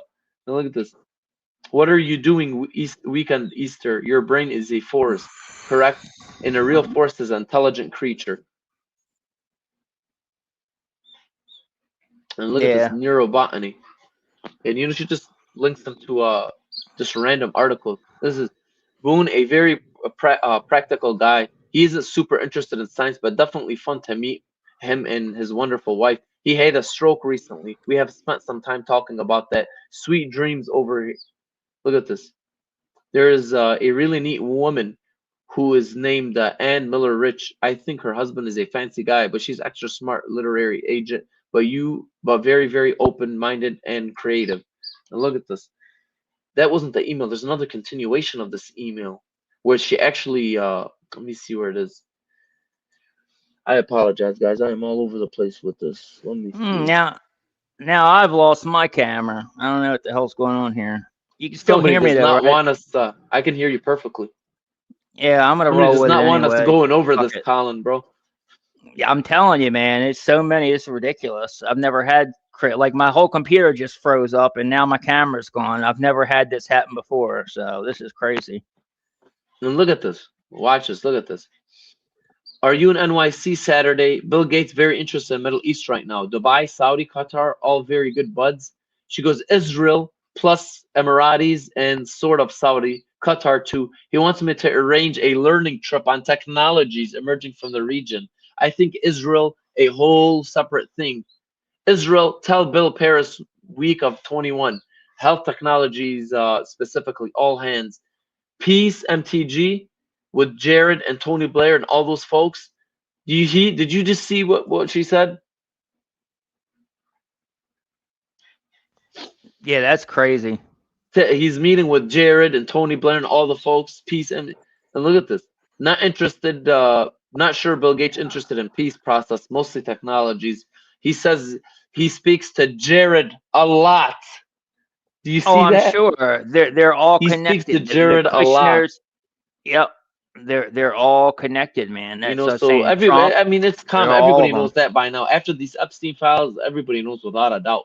They all communicate nonstop, and they all brief each other, and they all And we coordinate also with each other. know, and we also know the whole thing in Gaza was only, that whole thing in Gaza was mainly for Trump anyway. It was about getting rich, by Exactly, them obviously. building these big resorts and golf courses and all this, to be able to develop it. And look at this cyber. Look what she says. Oh Lord. Look what it says. No peace, boring and not happening. Grow up. Look what happens. Peace talks. And look at what a piece of shit Jeffrey Epstein is. He's a fucking piece of shit. That guy. He's a piece of garbage. Look what he says. No peace, boring, not happening. Grow up. Do you see that? Oh Lord. 21st. Then what to discuss? More war. BG in DC. And look what he says. Not war. Cyber warfare. He's insinuating cyber warfare. You gotta you gotta put this, whatever you're showing on the screen. You got the wrong thing on the screen. Oh man, I'm sorry. I think you forgot to click over again. Shit, I apologize. I think after we let me start over from the top so everybody can see it. I apologize, guys. I am so sorry. I got focused on that thing. And look at this. Are you in NYC Saturday? Look, Bill Gates very interested in Middle East right now. And you guys can, if you guys want to follow through and pick up the documents as we go, you guys can look them up if you have the thing in front of you. You can just search them up. And look at this. Dubai, Saudi, Qatar, all good buds. Look very interested in meeting right now. Israel plus Emiratis, Saudi. Look, who wants me to arrange a learning trip on technologies emerging from the region. And he says, I think Israel a whole separate thing. Israel, tell Bill Paris weekend of 21st. Health technology specifically, all hands. Look at this. Peace. She's asking about peace, and look what he says. It's just funny how she just agrees with what he says right away. Look at this. Peace talk. Look at the with Jared, Tony Blair, and all those folks. Not sure interested in peace process, mostly technologies. He says he speaks to Jared a lot, which is she's referencing Bill Gates, and he says no peace, boring, not happening. Grow up. Do you see like how he like? It's kind of like the same way they abuse people. And you know what I'm saying? When they're like Zionizing people and like you know, yeah, exactly. Kind of brainwash people and put them in their place. One of the instances of him talking down to her too. Perfect. Yep, that's a good example. That's a perfect example. Look at this. Oh Lord, 21st. Then to discuss what? More war. And then look at this. Bill Gates in Washington. Trump 2021. I also have the email when he talks to her on here on about what do you call it? About them being in Paris between Trump. I'll show you that later. And obviously references cyber warfare. Agreed. That is a better approach. Israel is best at that. Do you see what I'm saying? She knows the stuff. She's just omitting a lot of information. She knows about their technology and the stuff they use to oppress people and control people. Exactly. And not sure. Another she's MOSSAD, obviously. I mean, that's, exactly. That's There's no doubt about that. There's no, and obviously she's bridging the world between the Rockefeller gang and squad, you know, with the Trump. You're technically seeing the inner coalition of the elites. You're seeing how how Rockefellers, you know, interact with the Rothschild, and the Rothschilds obviously have their own interactions. I'll show you later how the Rothschilds, the interactions, they had an inner fighting like in between the family members. Obviously, when these people are rich and wealthy, they're always going to fight each other. I have very, very, very wealthy family members, and you see the same kind of behavior with these wealthy people. You know, they just, you know, they attack each other over money. They get very greedy. You know, the human brain and the brain chemistry is very limited. You know, when people have so much money and so much things going on, it overwhelms their emotions and clouds everything. And look at this. In all forms, money, surveillance, offense. It's at my house, so I would know. Do you see that, what he just said? Oh, my God. Look, she says, invite me. You So see this?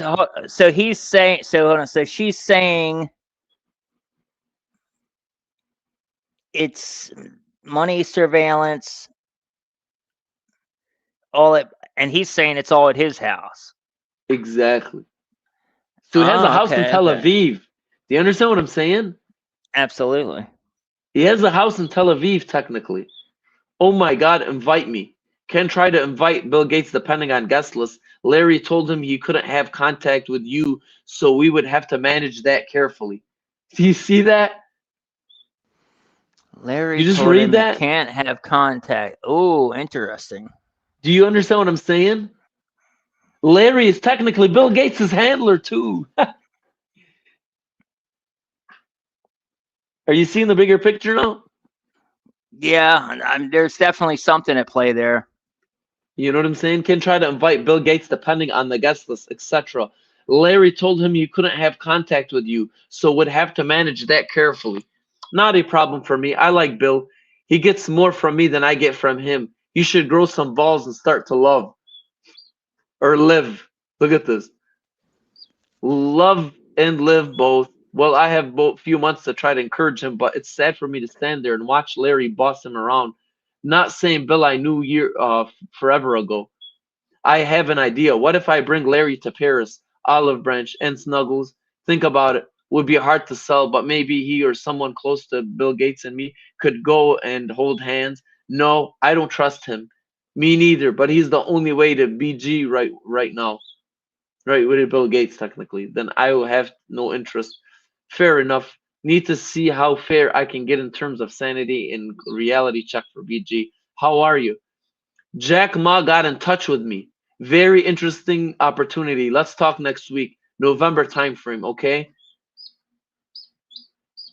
And obviously, I read a lot more of the emails. So does everybody know who you know who Jack Ma is, Colin? Do you know who that is? Yeah, I've heard his name before. I know I've seen it. He's one of the wealthiest people in the world. He owns what do you call it? Alibaba.com. Oh, okay. I was gonna say, bingo. I knew I heard him somewhere. I knew his name. Everybody's seen him somewhere before. He's kind of eccentric. He's a short little Asian guy with a big attitude. Exactly. Yep, that's him. And he was technically doing the same thing Elon Musk has. You know that what do you call it? Welcome, Leanna. Thank you for joining us. And look at this. And Jack Ma is like, like yep, that's very him. wealthy guy. He's building like a satellite company. What she's referencing with him when he contacted her, because they're building like a massive like a Starlink kind of thing. They talk about it in like 2020 was supposed to launch or something, or 2021. I didn't really follow it too much, but like there's actual pictures of him. He's actually in their inner circle. I see why he was abandoned or like approached by the Chinese government during 2018, 2019, I think, when Jeffrey Epstein, all that stuff happened in the pandemic. This guy disappeared for a very long time. I believe the Chinese government found out that he was dealing with them in the background, and that's what kind of caused well, them he had to be. I mean, he had to be dealing with the Chinese government. He has to be deep with the Chinese government for Alibaba to even be allowed to operate in China. The same thing with Elon Musk. I don't trust Elon Musk as far as I could throw him, because the only way he's allowed to operate in China is because he is working with the Chinese government. Exactly. And the Chinese government is very, I don't want to say insecure, but they're very actually high security in their governmental cloud, in their environment. They don't allow any outsiders, because they understand how infiltration works. And China's understood like their economy for a long time has been exploited, and they're just sick and tired of that shit. The Chinese just execute. Anytime they catch a guy stealing or doing some crazy shit, they just execute him. And that's what I like about their government. That's how they keep it clean. Oh, they don't Look play. at the corruption in this country, man. Look what they've done to this country.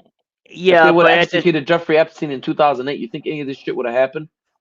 We do need law and order, but at the same time, I do not agree at all with the surveillance state, with the shit that they do. I agree. You wouldn't need a surveillance state if they were just killing these people instead of having to surveil them 24/7. If they're doing some raping little kids, are you serious? Raping and eating little kids, It's gotten to the point where these people have become the superpower in the environment, in the ecosystem.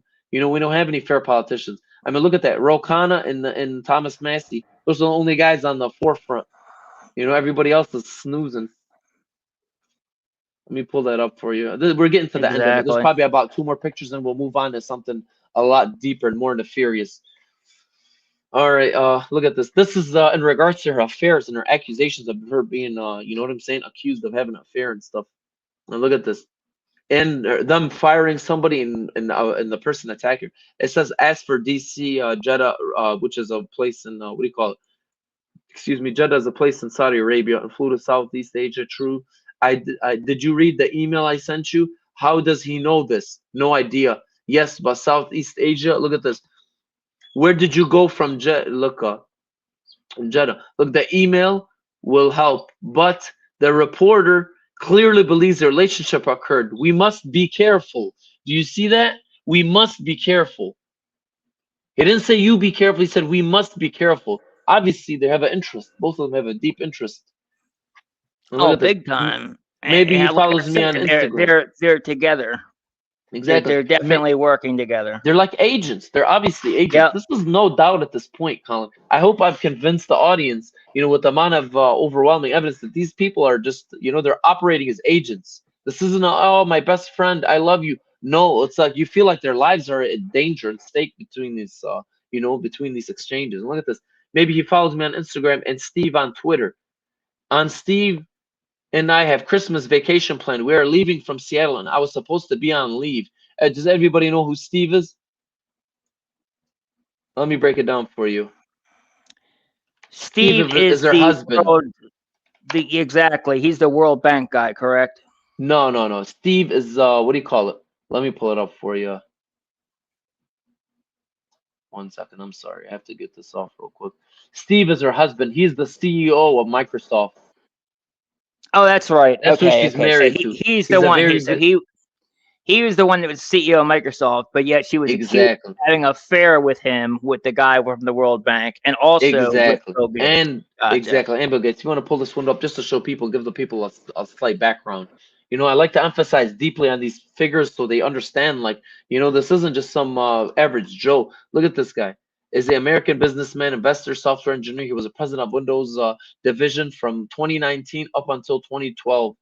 And in 1998, look at this. So this guy went to Harvard School. He's in their circle academically, you know, in his educational background. So this guy, look at this, was joined Microsoft as software design engineer when he was the project lead on the first version of Microsoft Foundation, C++, which is software programming and stuff.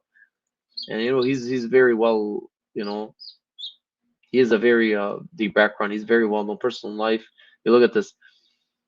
Is in relationship. It doesn't say married. It's funny. It says is in relationship with neurosurgeon Melanie S. Walker, who was mentored by a science advisor to Jeffrey Epstein in the 90s. It says 90s. Obviously, it's a lot more than that.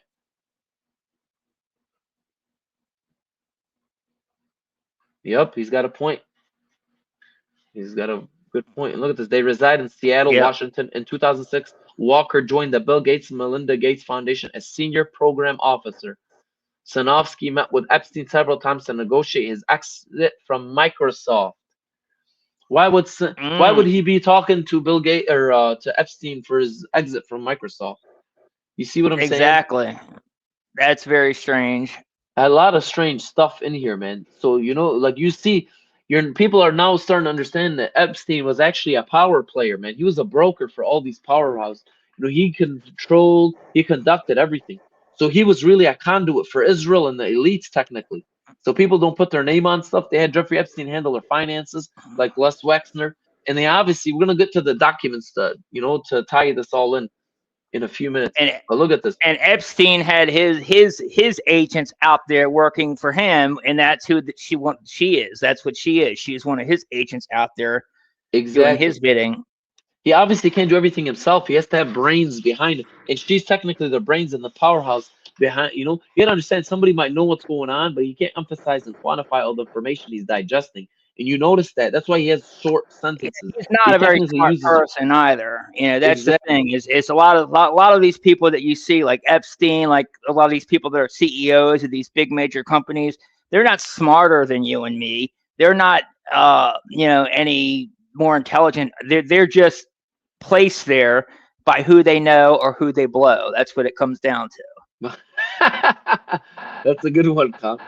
I like it's a good one, bro. Let's get back to it right here.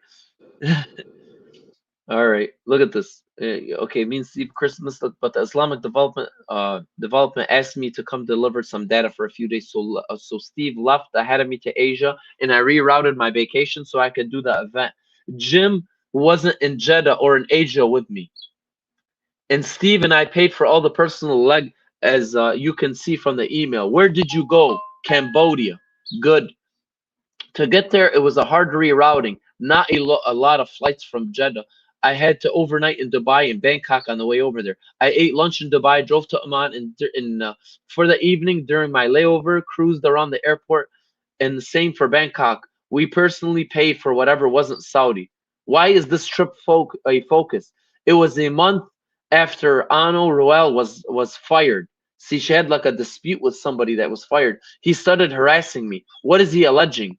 Never saw his complaints to the board. Suspect he thinks the bank paid for my personal travel, or that I went to Saudi for vacation, or that Jim was traveling with me. Jim is the president of the bank, World Bank. Who goes to Saudi on vacation? I think the Saudi event is somewhere on YouTube. She posts a picture. Okay, we'll craft a response in 3 hours. Here's a picture from the stage for one of the talks. We'll craft our response in 3 hours. That's very telling as well. Do you see what I'm saying? That explains to you the relationship they had, where he was basically guiding her. Like I said, he was her mentor. He was mentoring her. He was telling her what to say. Exactly. He was a fixer too, obviously. Yeah, he was exactly. a fixer. He handled situations when they go bad. I don't know if any of you guys seen Ray Donovan. That show was a good example of what they do. And, obviously, if you didn't know, Ray Donovan is also in their circle. Ray Donovan is in the elite circle. He's had a very good relationship with Zelensky and all these power players, too, as well. If you guys didn't know. The guy, Lee Stryber, absolutely. Lee Stryber, the guy who plays the Ray Donovan. In real life, he had a very good relationship with the elites and stuff. So, he's in their inner circle. That's why he played a fixer. I believe he was a fixer as well on the side in real life. People don't put that out publicly, but I really believe, because he played the part really well as well. Let me get deeper in there. Sorry to go on a tangent there, but just could be a little example. And look at this. Onrel supposedly had to have the board because I didn't get to see copies, but I remember the chief of staff telling me that several of his alleged trips didn't even happen, or had been planned and canceled, or that I didn't go to the trips and the tickets were refunded. Sometimes travel would book for the whole entourage when the executive team planned a trip, and then they would just cancel whoever wasn't supposed to be in the trip. But that was determined by the chief of staff, not me. Definitely not Jim. He never cared about stuff or asked. Look at this. Jim never approved any of the expenses or even played a role in any of the travels. Everything of mine related to bank went through the chief of staff and her or his administrative assistant. Now look at this. I didn't have any administrative assistant and no access to the travel portals or expenses. Trying to think of dining alone together. It gets really weird. Now she's trying to insinuate, like she didn't have sex with Jim, or she didn't have an affair with him. Do you understand what I'm saying? Trying to think of dining alone. We used to host delivery lunches in the cafeteria, and we would go sit around the table and leave a bunch of open chairs so people could join. But there are hundreds of people in the cafeteria. Shalamir, Jim's secretary, did spend time with him, but we don't really look too similar. We also had dinner with Bill Gates and Mark Sussman and Gough Lamb once, and we ended up waiting at the restaurant because Bill and his team were late. Jim and I arrived late separately, but we waited at the restaurant for Bill and his team to arrive, maybe 10 minutes or so. Okay, he believes he has something. Not sure what. Careful. Answers like big restaurant, but you know what I'm saying? Do you see what I'm saying? Yeah, she's giving anything that could be construed, or what she thinks he may have on her. Exactly. And look at this. And he's guiding her and what to do about it. Exactly. He's advising her technically how to get out of the sticky situation. what Honorel circulated to the board wasn't true or factual, and that's why he has, because there are some same types of questions and board asked me. Write a response or a phone. Can't tell from his email if he's threatening me. Like I told you, I wouldn't use your name, but I might. I'm going to scrub for an hour or so soon. He believes you lied. No worries. No phone. He says no phone. He believes they're listening in on their conversations. You understand what I'm saying? This is how he believes they found out about her situation. Oh, absolutely. And look at this. I can only prove what I did do, never what I did not do. Man, it gets crazy. Like, look at this. Let me see if this was before or after, before I move on to the next one. 19.2. Okay, this is a few days later.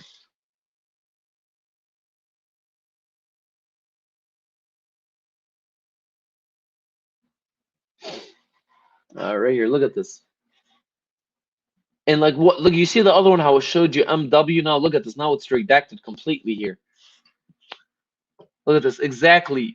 He would think if he could, but Larry and Mrs. G very opposed to me helping. Bullshit. Which part? Any excuse not to help you is just that total 100% bullshit. He can't seem to do anything without his wife or Larry's permission. Don't seem to have stopped him from having you around. This is total nonsense. I am not sure. He's trying to accuse her. He's pushing back on it. Why does he want to have me around? Men are so confusing. Working on the agenda. You know what I'm saying? What does that tell you, Colin? What kind of vibe you getting here? You still with us, bro? Yeah, he seems to be thinking that she's definitely did it. Exactly. Do you know what I'm saying? Men are so confusing. You know, I'm sure you've heard that woman give that bullshit answer.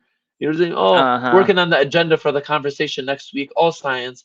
You could tell she had felt a little shame, kind of, or kind of like, you know, she's lying to her superior. You know, when kids, not the fact that what she did, but the fact that, you know, telling somebody, you know, omitting information, like a little kid when they're in trouble with their parents. Does that make sense?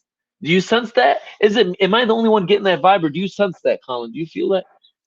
No, I definitely get that from absolutely from the messages. I get that too. It's just, you know, it's just my, you know, it could not be true, you know, just stating it. But let's know this. Then he has you around so he can do what he wants. Larry Melinda would vote against it. You are sounding delusional. Well, he told me that it would be very hard to be involved in anything with me because Melinda felt it would be risky. He told me that Larry felt like if he was involved in something, it needed to be bigger than me and not just me. That was a few months ago. Look, I haven't seen him in a bit. Sorry, I have no patience for this. You see that? Okay, are you mad at me for this? That right there that she just said, last thing she just said, that's kind of an admission by itself.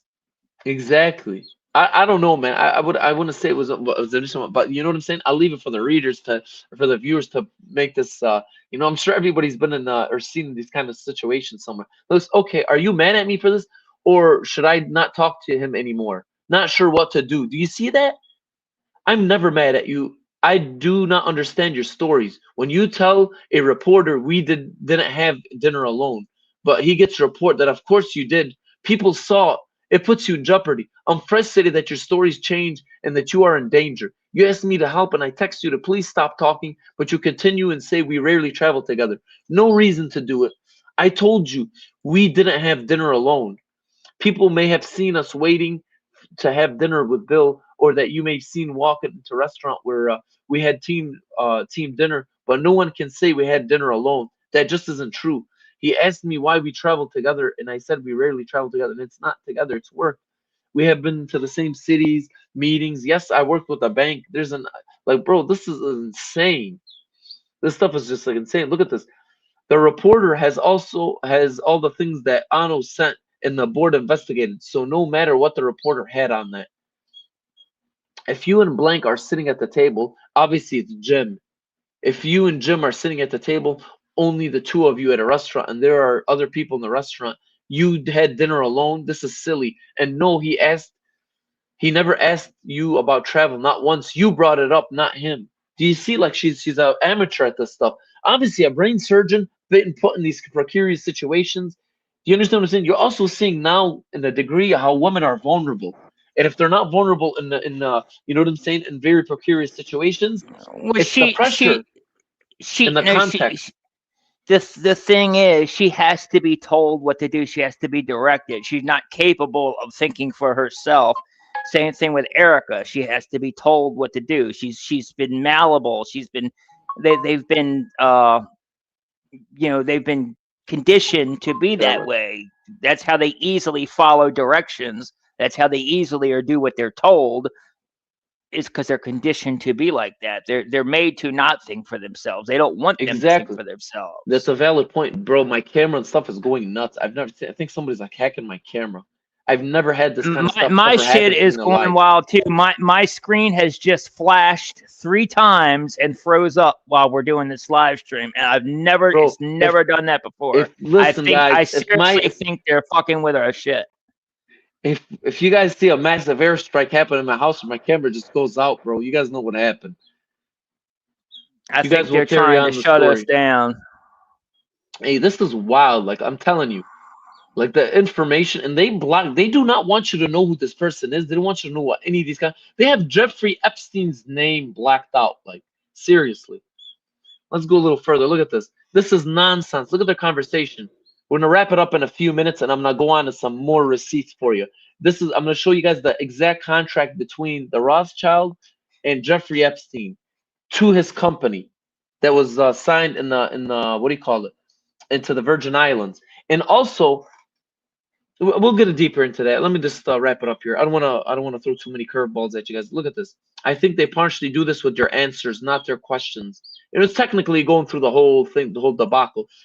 And look at this, trying to be helpful and honest, but apparently not. I'd make a lousy poker player. Obviously, everybody's noticed that by now. But look at this. Now I have the text messages. Look at the text messages. These are leaked text messages between what do you call it? Between Melanie Walker and somebody who leaked these text messages. It's unknown, but the report of this is a very, very well-known and secure source. This was reported by Yahoo. If you guys want the source, I can pull up the source for you real quick, just so you guys don't think I'm bluffing with this. Look at this.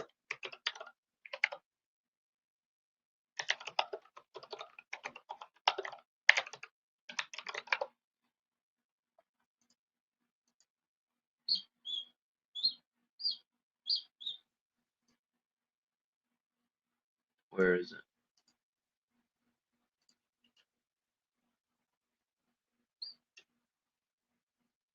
Where is it?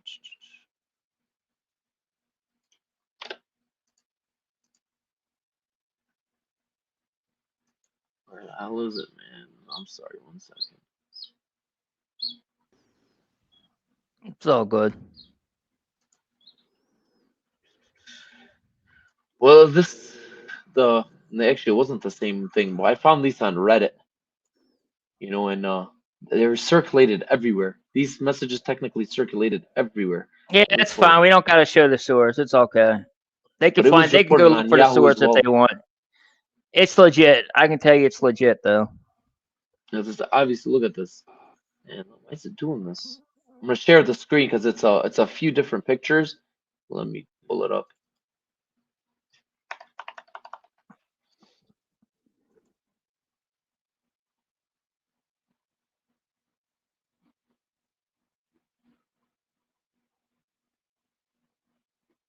Yeah, I'll share the whole screen because it's not letting me pull it up any other way. Can everybody see that? All right, let me pull it up for you. Okay, look at this. This is text messages between her and somebody asking her about Bill Gates in her conversation with him. Look at this. I told her we met through Trump. This is her in reference to Melinda Gates. Look at this. I told her we met through Trump. Can you blow them up? Oh, is it make them bigger? You blew it up the first one, but then when you switched to the next one, it went back down to small size. Is it? I don't know why it's doing that. Is that better? Can you guys see it like this? It's still small. I don't know if there's a way to. Okay, there you go. Yep. Perfect. Is that better? All right. Sorry about that. All right, look at this. These are the text messages. Somebody leaked these text messages. Look at this. I told her we met through Trump. She didn't believe me. And look what it says. Somebody asked her, "Did you fuck?" And he says, "No." Members of his henchman team hovered outside the door. Man, why does it keep doing this? So it sounds like she wanted to, but probably couldn't have because of that. That's what I that's found that to be insane, to be honest with you. After yeah, that's crazy. And look at this. Why would she just say no? Why would she go into anything like that's crazy? Exactly. Every half hour they would bring coffee or a croissant or a newspaper or message, etc. Very closely watched. We had about 3 minutes at the beginning to take a deep breath and just stand there together. He was complaining about being too old, and I said he was still a little too young for me, that he needed to be 65. And he said, "Great, you have 4 years to train me." That was funny. Helps to think about this instead of Larry and Melinda. Let's talk tomorrow. Just so we're clear here, who is she talking about that she was in this room with? Bill Gates. Okay, good. This was in regards to Bill Gates. And that means that, you know, Melinda probably had the henchmen exactly suspicious, watching for her to see if he was, being that's actually a good idea. Exactly. That's actually a good point. I didn't think of that, because this ties into everything else, because she referenced how Melinda didn't trust her. Do you understand what I'm saying? Exactly. And that makes you got a good point. Yep. Makes perfect sense, and that explains a lot. That explains why she even said at the beginning, "Oh no, the henchmen were out the door and coming in every 15 minutes." And you got a good point. Yeah, I honestly didn't even think that far. I just took everything at face value. You know what I'm saying? But that's a very good point, tying that all in. I honestly was just going to present to everybody as just, you know what I'm saying? Just as it is, whatever that. But that makes perfect sense now. I'm starting to see a bigger picture here. Oh, big time. And look at this. Helps to think instead of Larry. Look at this. I have to respond to the Gates Foundation's legal team on my separation package that Melinda is personally managing, because I am so valuable and a role model for other women that they want to be super generous and respectful. Talk tomorrow. Can't think about it anymore. Look at this. Bill intervened. It sounds more like damage control. Exactly. Bill intervened and said 6 months. 6 months with him. They said it's not firing, that I've been gone 3 years and the organization is a different place. Now I understand. Wow. How long were you there for? I can always quit, but that seems gross. 11 years. And look at this. We'll try. He loves you and he says hi. He feels bad about DAF, by the way. He thought great idea, but wife wouldn't allow it. You see that? Insanity. That's wild. So they tried to. Sounds like they tried to fuck her on the way out, or not literally, but screw her. With her. Instead of paying her a severance package or a separation agreement, they're like, "No, you don't even work for us. You haven't worked for us 3 years. Technically, you don't get shit." You see some, bro. This stuff is like, I mean, you can call it drama, but I call it real life of what actually goes on in the background and how these people control things. You know what I'm saying? It's kind of crazy, dude. And these people just absolutely, man. Committing affairs, and they rule the world banks, and they control some of the craziest stuff, man. Let's go. That's it with her. Obviously, it's a big part. I hate it's difficult to even close this chapter of this conversation, because she's a very, very big point in this whole construct. Their whole criminal syndicate. It's huge. She's the connection between the Rothschilds. She's the connection between the Rothschilds and the Epsteins to the Rockefellers and the Gates. Exactly. And like I got to show you the documents between Epstein and this is the agreement between Epstein and the Rothschild. They had what do you call it? They had an agreement with him. And obviously, there's other details in regards to this, but this is just the basic. I was able to find this. Not many people brought this to the world's attention. Look at the date. It's 2015. This is after his accusation and his what do you call it? For his accusations. You know what I'm saying? Well, the Rothschilds are all pedophiles anyway. So I mean that and incest and all that other shit. So I mean it goes. They don't care about any of that. It goes right along with it. The document number is right here if you guys want to check it out. I try to scroll down slowly so you guys can see them if you guys want a copy of this stuff. And look at this. On behalf of the Southern Trust Company, Inc., dear Jeffrey, on behalf of a Virgin Islands corporation, have been collaborating with, and this is obviously the person who, what do you call it? Who's a very big name mentioned in all this here. You know what I'm saying? And this is who Jeffrey Epstein represents. On behalf of Edmund D. Rothschild Holding SA, look at this. Regarding risk analysis and application in the use of certain algorithms with respect to the same specified matters. Look at this. The purpose of the letter is to set forth the terms upon which, on behalf of SDC, will continue to work with Rothschild Group on specified matters. The work shall provide the work. Look at this. And look how much money, $25 million. In consideration with the work, the Rothschild Group shall pay the following to SDC for work specifically relating to outstanding matters between Edmund D. Rothschild Holding and the United States. 25. He was sending payments to the United States through Jeffrey Epstein. Do you see that? Time. And the reason they do that, obviously, so they keep their print and their names off all documents and stuff. Does that make sense? They use them as decoys through all their payments. Obviously, they don't want the people understanding who's pulling the numbers and who's making these payments and pulling the strings. So they just use people. Absolutely. And I also told you about how, the biggest Bitcoin account that there is actually a Rothschild's Epstein account. It was a Rothschild's money that was given to Epstein. It's actually Epstein's account, and the Rothschild's money in it. They gave him the money to invest, and he put it in the Bitcoin, and now it's the most expensive. It's the biggest Bitcoin wallet there is. Exactly, man. It's some insane stuff. And look at this, like 25 million, and it's like nonchalant agreement. 25 million, pay the government. So technically, what they use is they use these financiers and these, aka MOSSAD agents, type of guys and fixers, and they use them to make these payments and shuffle their money around. And you're gonna see how they recruit these people. Now, in the next few frames, I'm gonna show you how they actually recruit these people. Obviously, they use these people as decoys to control other very powerful people and intellectuals. Like you've seen Melanie Walker, how she's being controlled by Epstein. This guy's one of the multiple people. Obviously, P. Diddy is another guy. The people haven't put two and two together. P. Diddy's relationship with Lucien Grange and all these guys, even Harvey Weinstein and all these, Harvey Weinstein was controlling actors and very famous people, and he was kind of like a placeholder for him. P. Diddy was doing this in the music industry. That's how he gets hold of artists and, extorts artists. So you're seeing a bigger web. People are slowly seeing all this. And it's not because they got caught. They've been doing this for so long. It's because the web is becoming so big, it's intertwining with almost every part of the government, of every part of society. It is slowly destroying the society. That's why I say it's not, people like Trump was supposed to go in there and drain the swamp, but it's not a swamp. He was just letting it thrive. He was watering it and giving it fertilizer. That's what he's really doing.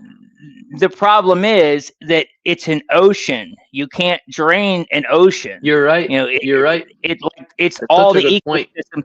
It's so intertwined. Like you said, everything is so intertwined that we rely on the ocean, and the ocean relies on us, and everything's so intertwined, and it's hard to it's hard to separate that stuff without something drastic. You got a very valid point, and I'm telling you, it's because it's not just also.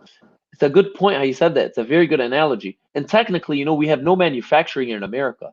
Technically, we offshored everything. All these other countries were our slaves, and they thrived taking the hard route. China, Iran, all these countries, they've thrived, and we just turned all these countries into slaves, and it's made the economy and everything else so much less. What do you call it?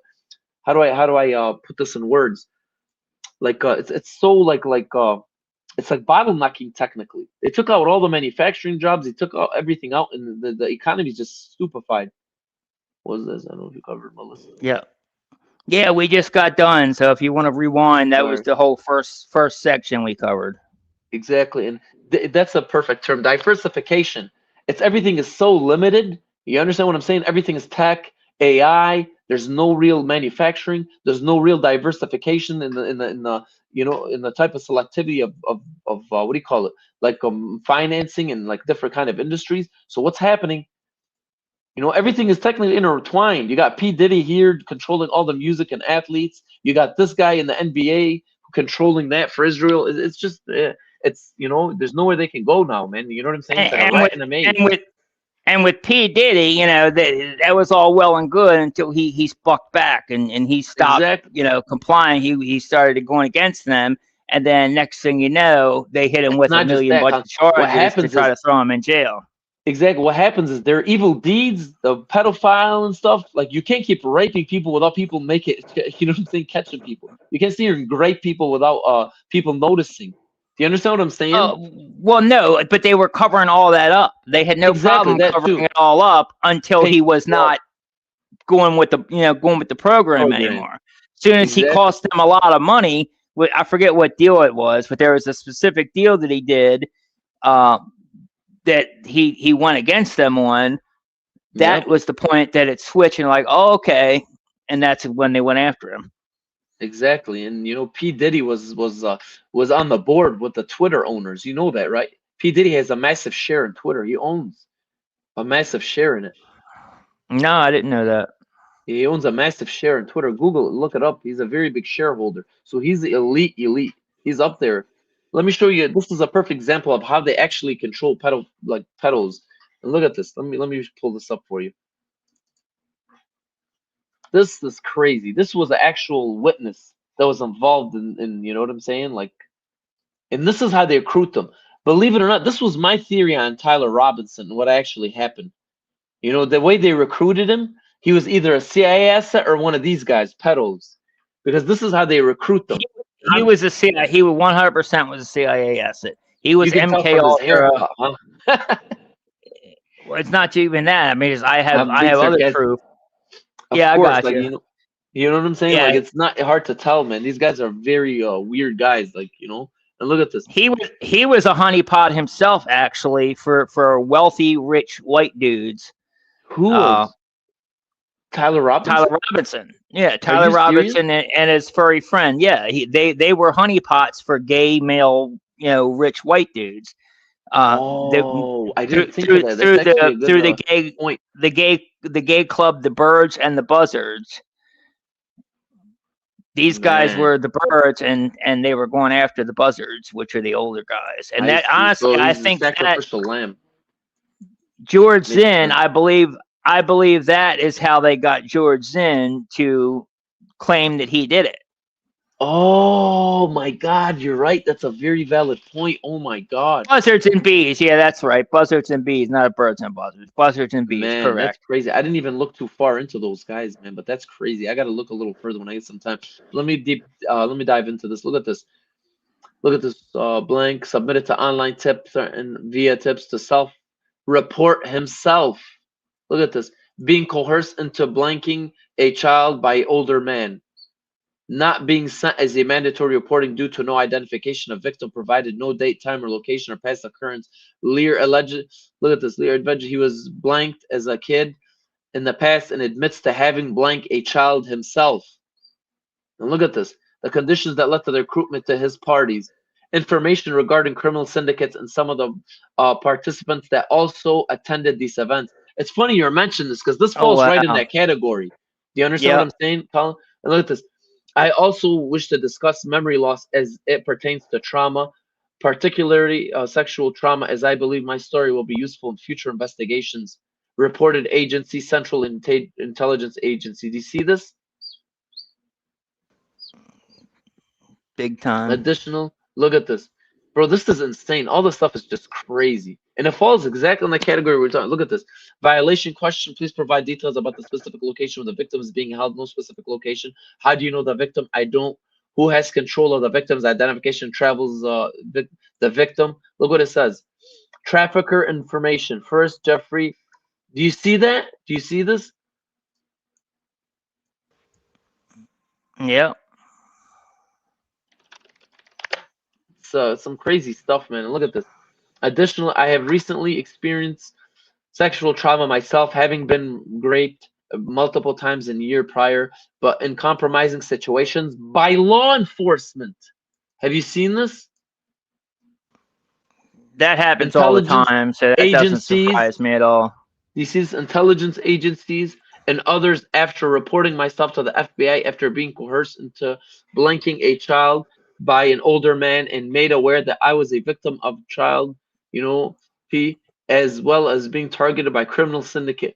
The extent of my participation in such act is difficult to recall due to the brain damage pertaining to the trauma, though it is possible I engaged in SA with a minor at Epstein's home as part of an initiation process to be initiated or invited to future sex parties.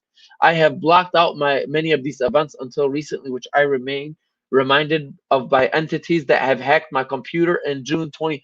You can guess who those entities are, huh, Colin? When I saw footage of me blanking, you know what I'm saying, having sex with blank, though it is possible it was fabricated. I am willing to meet in person, particularly if you deem it will be helpful. Please feel free to text me if I don't answer your call. How is contact known? I went to at least one or two of these sex parties and socialized on a few other occasions. He used to frequent the stand-up comedy open mics in Orlando and Florida. He also used to promote events up on his friends. That if memory serves, he was an angel investor. And at the time, I was an aspiring comedian. I witnessed acts of sexual trauma involving minors in his home, which I believed was in Fort Lauderdale, and participated in sex acts with Ghislaine and Epstein while minors were present. Though it's unclear at this time what communicated about the extent of the presence of minors, many children younger than expected, and was perhaps overwhelmed unexpectedly. That's sick. You know what I'm saying? Do you see how insane that is? Oh, big time. And and it just like FBI just did nothing with this stuff. They just sat on it. I know. Nothing to see here, folks. It's crazy. He wasn't trafficking anyone. Exactly. Mr. Cash Patel drinking a beer and jumping up and down like a 3-year-old, huggy. Exactly. And it's crazy. No, nothing. Nothing found here, folks. There's no crimes here. Imagine a few years back, somebody would have been like, "This guy's paranoid. He's probably doing drugs." But when you're reading this now, you're like, "Bro, this guy's sober as hell. Like, this guy's so sober and somber about this. Like, he could tell this guy was like, what do you call it? You know what I'm saying? Totally legit, man. He's totally legit. Like, man, one sec. I think, who I think that was, I'm gonna find you his name in a second. Who I think that was that actually sent that. You've seen how he's a very high-profile person. It wasn't just no bum. This guy was a comedian. He was on the comedian scene, and he actually came out. Yeah, if you get his name, that'd be cool. Cash and Bonnie are jokes. You're right, Mike. And what do you call it? The what do you call it? That thing, that little claim, who I believe it was Isaac Cappy, I think. You know, the comedian, actor, comedian, whatever he was. That's who I think that was. Yeah, I'd like to maybe he knew a lot of information about that. And he came out right before they so-called said he committed suicide. Oh, he could. Oh, so they killed him. Gotcha. You know what I'm saying? That's what I think it was. But yeah, anybody that was involved with Epstein that supposedly committed suicide, I automatically believe that they were murdered. So exactly. And look at this. Look what this document is labeled. You see this, Colin? Do you see what it says at the bottom? Confidential. This one is crazy. Confidential. This one is insane. Look at this. Blank date of birth, interviewed at Southern District of New York, United States Attorney's Office at St. Andrews Plaza, New York. Also in attendance for the interview was blank attorney, NYPD. Look at this. Directly from Trump. Exactly, Mike. 100%. Matt Jeffrey E. Look at this. Matt Jeffrey E. He blank her and had met Epstein through a friend, knew through blank school. Matt Epstein at his office at Madison Fifth Street. Wait, is this the right one? Oh, wait. Let me see if this is the right one.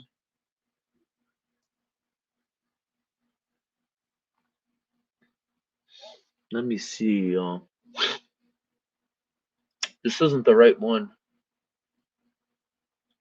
Let me see. I apologize. We'll go through this one. Everyone, this is the one everybody's familiar with. This is the one who has residence with a child, with a real. This one's with a 5-year-old child though. He took this child when she was 5 years old to the island. It's very graphic, a lot of graphic stuff in here. But you know, she states some statements about what Jeffrey Epstein does, which is you know, fits his MO. You know, he likes to rub his nipples before you know what I'm saying, doing some weird stuff. And he does this a lot. This is referenced a lot in the documents. For the people that really know him and then really testified on what he did.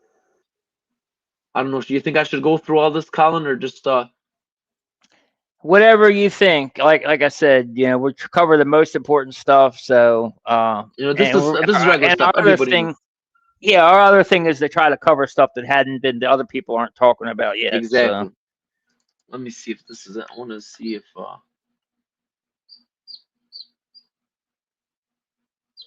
I gotta find that Justice document. for Guys. Give me Cappy. just a second. Absolutely. Justice for Cappy.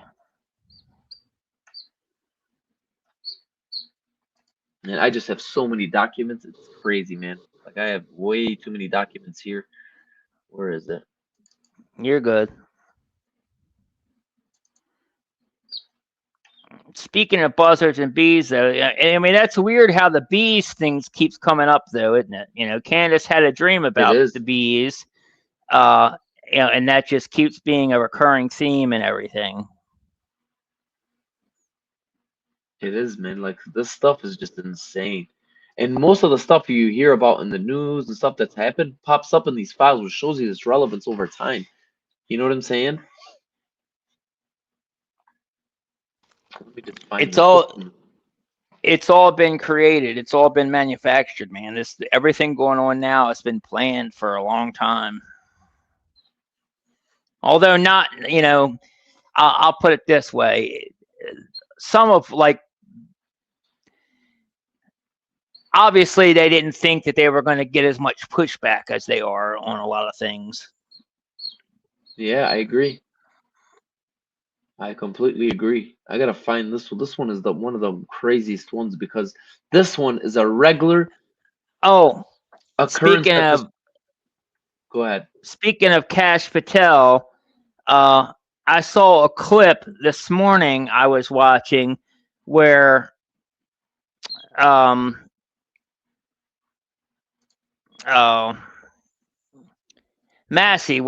Massey says in an interview, he just gave an interview very recently, like a couple days ago, where Thomas Massey in an interview says that Kash Patel threatened him, or somebody from his office directly threatened him and his staff that they would be investigated if they didn't play ball and not release the Epstein files.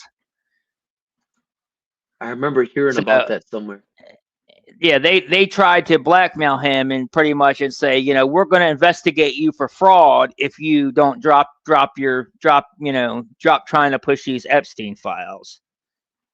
Wow. That just shows you what kind of people these, you know, that, you know, we have a bunch of thugs. Yeah, we have a bunch of thugs and a bunch of people that are trying to protect pedophiles in office. And same thing with running the FBI, you know. We have a clown. I wouldn't even consider him he's kind of a thug, but he's acting on behalf of Trump. But in reality, Kash Patel is nothing more than a clown. Kash Patel is a complete clown, man. If you read his little children's book, you'd get a perfect idea of how delusional the guy is, man. The guy's increasingly delusional. Oh, big time. He's got some serious issues. And I don't care what you say, but Alexa's a honeypot for sure. There's no way that a girl like that would be with anybody like him if it weren't for where he is in his position. You can tell Kash Patel's never heard of deodorant before, man. That guy. Yeah. You can tell just from the way he always looks crusty, arrives, his eyes are all, you know what I'm saying? I'm sure, oh, yeah. man. I mean, I gotta find this document real quick. I'm sorry, man. I have so many documents here. Like I listed them and I had them separated, but this one is the most important one because this, man, they say cocaine too many damn times in here. Yeah, that's something that they had, I'm sure, quite frequently, especially at his little parties. Yeah, bro. That Like, and baby oil. You know, we know there was a lot of baby oil at the Diddy parties. I'm sure Epstein probably had a oh, lot of without a baby oil doubt. at his parties too. I'm sorry, man. Let me just give me just one more second. Let me get this, because this one is important. Where is it? This one is super important because this is before Epstein became Epstein. This was one of the first claims, I believe, of sexual assault on, excuse me, on a minor by this guy. This one is insane. This one is like nuts because the way the girl describes it, she walks in, you know, and like he gives her, you know, alcohol, and she's a minor, and he abuses her. One second. We'll get to that. Let me just show you. I don't want to hold up anybody any further. Let me just show you this one other file right here I have. Where is it?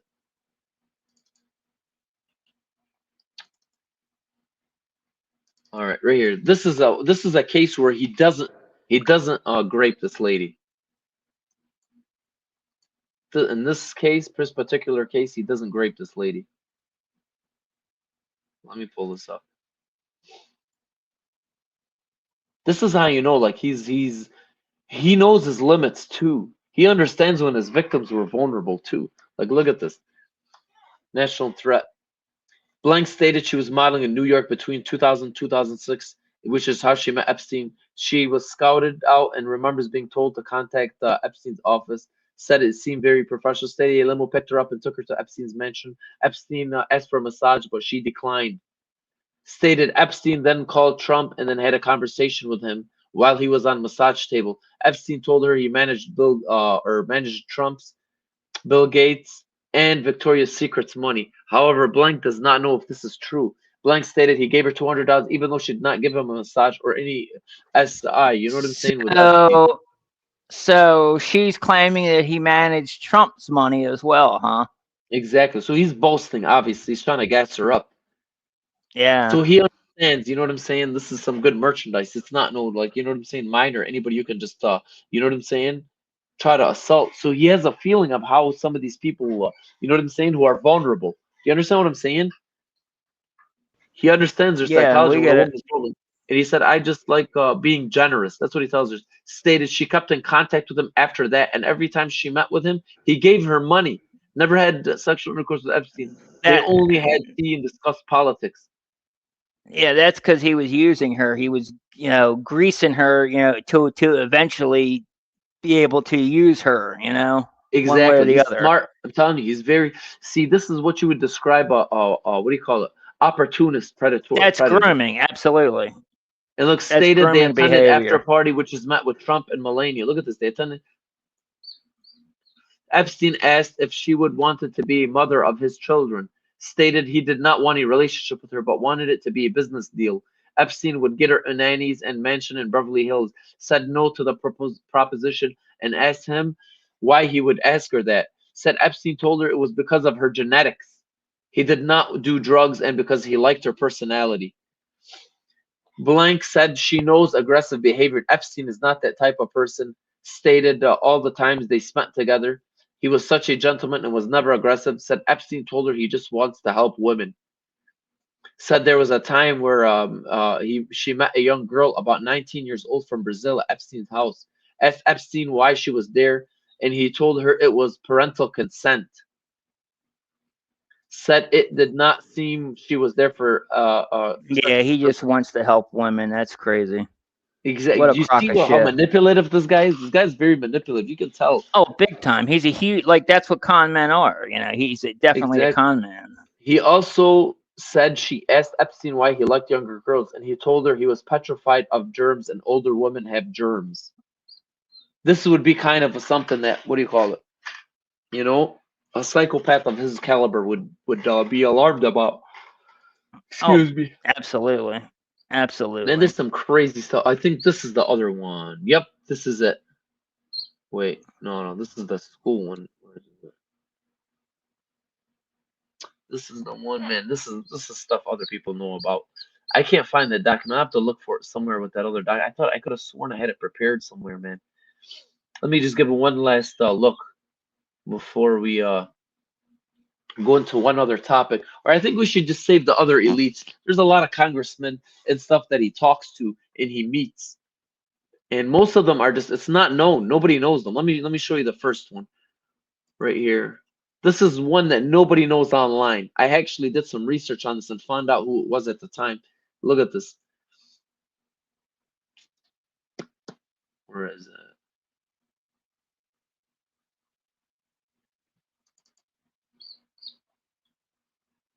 What did I do with these folders? Yes, he had gonorrhea multiple times. Actually had a bunch of STDs. Oh man, and he I was a have. walking petri dish. Exactly. I That's showed what the. Did I show for the Epstein STDs. gonorrhea incident? Did I already show on, or was it the last stream? Yeah, we Did I showed show- that on the last stream. Yeah, if you want to Right. see that, definitely go check our last stream out, because we showed all that on the last stream. Matter of fact, that's the one where they actually redacted Epstein's own name, which is just insane. It is. Well, yeah. Look at this. I didn't even show you this. I have. Look at this. This one is insane. This one is actually a message that Epstein gets that a child was trying to escape out of their building. Look at this. This is insane. This one I thought was nuts. Look at this. Look, blank is on 72 and what do you call it? Look at this. 72nd. Look at this. They chased him from the front. He says turn right on 72nd, and he is on the side. If Sotheby's, thank you. Don't let that kid leave the house. Did you see that? Until I get back. That is crazy. Isn't that insane? Bro, this is nuts. So a kid That's tried like to escape and they tried to keeping him. catch him. Yeah, exactly. They keeping the kid prisoner. They're keeping kids locked up, and then when they try to escape, they're coordinating together to go capture them and bring them back so they can't escape. Exactly, man. It's just crazy. Some of the stuff in here is nuts, man. Let me say, it's been almost 2.5 hours, man. I think I'll save the rest of the stuff for another stream for another day. But let me give you guys, let's just seal this up. I have one last crazy piece of information. If you search witness protection in those Epstein Big time files, WEF. it appears hundreds and hundreds and hundreds of times. And what's funny is in these conversations. Oh, witness protection. Yeah, Epstein. This is why Epstein is still alive. This is why Epstein's brother is alive. And they know a lot of people in the witness protection program. And by the way, I don't know if you've seen it, but there's a short going around where Ghislaine Maxwell was just seen in Canada with one of her relatives. I saw that clip. The real Ghislaine Maxwell is not in prison. The real Ghislaine Maxwell is running free out in Canada. I believe that. And you know that because 100%. in the documents in Mexico, I don't know if you guys heard about that. The ambassador to Mexico who was impregnated 11-year-old child and, ran from Mexico and had another Marines take a spot for the charge. Do you remember that? Yep. Did you see that? Yep. I'm sure everybody's heard of that. So if it happens to a diplomat, you think it can't happen to somebody as powerful as Jeffrey Epstein, who had access to every powerful leader in the whole entire world, minus the East Asia, who don't, most of those guys don't want to talk to them, like in and Ghislaine Maxwell, who was really the brains behind a lot of what they were doing. Exactly. She was honestly more dangerous than him in many aspects, especially when it comes to the kiddie rings and stuff. Exactly. Open this document for me real quick, Colin. Let me show you this. Look at this. Goldman Sachs settlement mandate opportunity. Hey, Jeffrey, attached, please find a memo outlining the Gold Sachs opportunity. Please read and get back to me as soon as possible. The mandate will be signed. Mr. Salim Gnan, Vice President, Transnational Council. It will be issued to Mr. Osama El-Abad. And our Libyan partners are Mr. Fadl Hashad and Fadi Noam. Look at this. Whom you both met in NYC. Both were in witness protection. So they are squeaky clean politically and more importantly, westernized. This is after the downfall of Libya. Wow. They took over. These guys were the people who are supposed to take over the financial institutions in Libya and seize power technically, courtesy of the West. That's crazy. Before they turned that country into a slave country. And you know what I'm saying? They have the biggest like human trafficking and human slavery in the world right now. It doesn't stop there. Look at this. on the deed for the laws for what do you call it? This is the legislator like document for the Virgin Islands, and look what it has in here. Pull this up, Colin. Look at this. Look at this.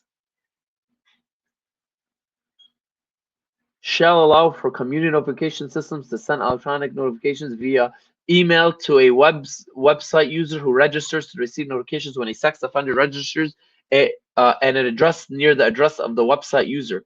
A subsection gives you the number. The public sex offender registry website shall not include the following: an arrest that did not result in conviction, the sex offender's social security number, any travel immigration documents, the identity of the victim, the internet identifiers, and the original identity of the sex offender who is under witness protection program.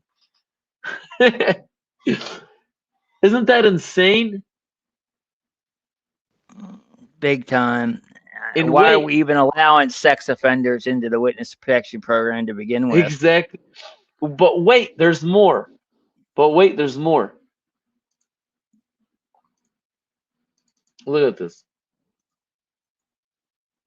This is somebody emailing Jeffrey Epstein in like total like dumbfoundment. Like they just like learned some new information. Look what it says. Something odd about it. They're talking about Sackle. This guy was a guy whose career literally went down the drain after he was found out that he had a relationship with Jeffrey Epstein.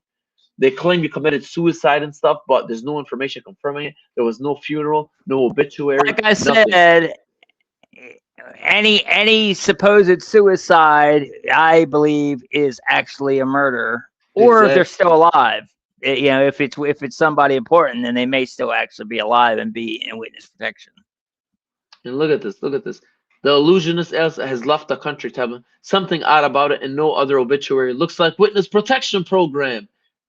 The person who sent it to him obviously just learned about it. You know how they redact the email, but they don't redact the name? Yeah, the baby farm. Yeah, I'm going to get to that. I have that information too about that part. That part is crazy. And look at this. The guy who actually inquired about the baby farm was actually a big crypto guy who I can guarantee you probably is a pedophile. 100%. No doubt about it. He was a PDF file. 100%. The guy looked like a weirdo after I looked him up. For him to be requesting baby making is just weird. But look at this. Something odd about it, no other obituary. And the person who obviously sent him that email knows some information. Do you understand what I'm saying? Oh, yeah. Crazy stuff, man. It's crazy stuff. But yeah, man, I think that's all we should...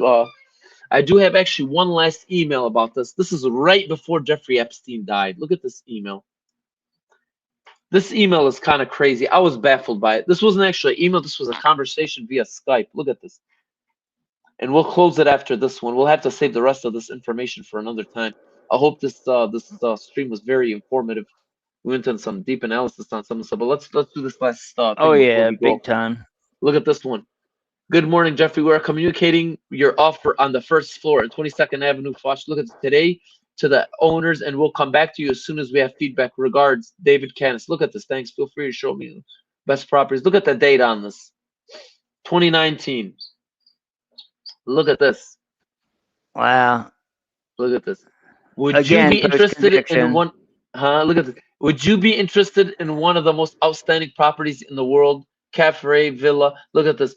Built by the King of Belgium in 1870. Price is 350 million. Look at this. Euros. I know the property. More of a headache than work of an art. I need something that is not multi-year project. My ranch in New Mexico sits on 10,000 acres. I intend to sell it.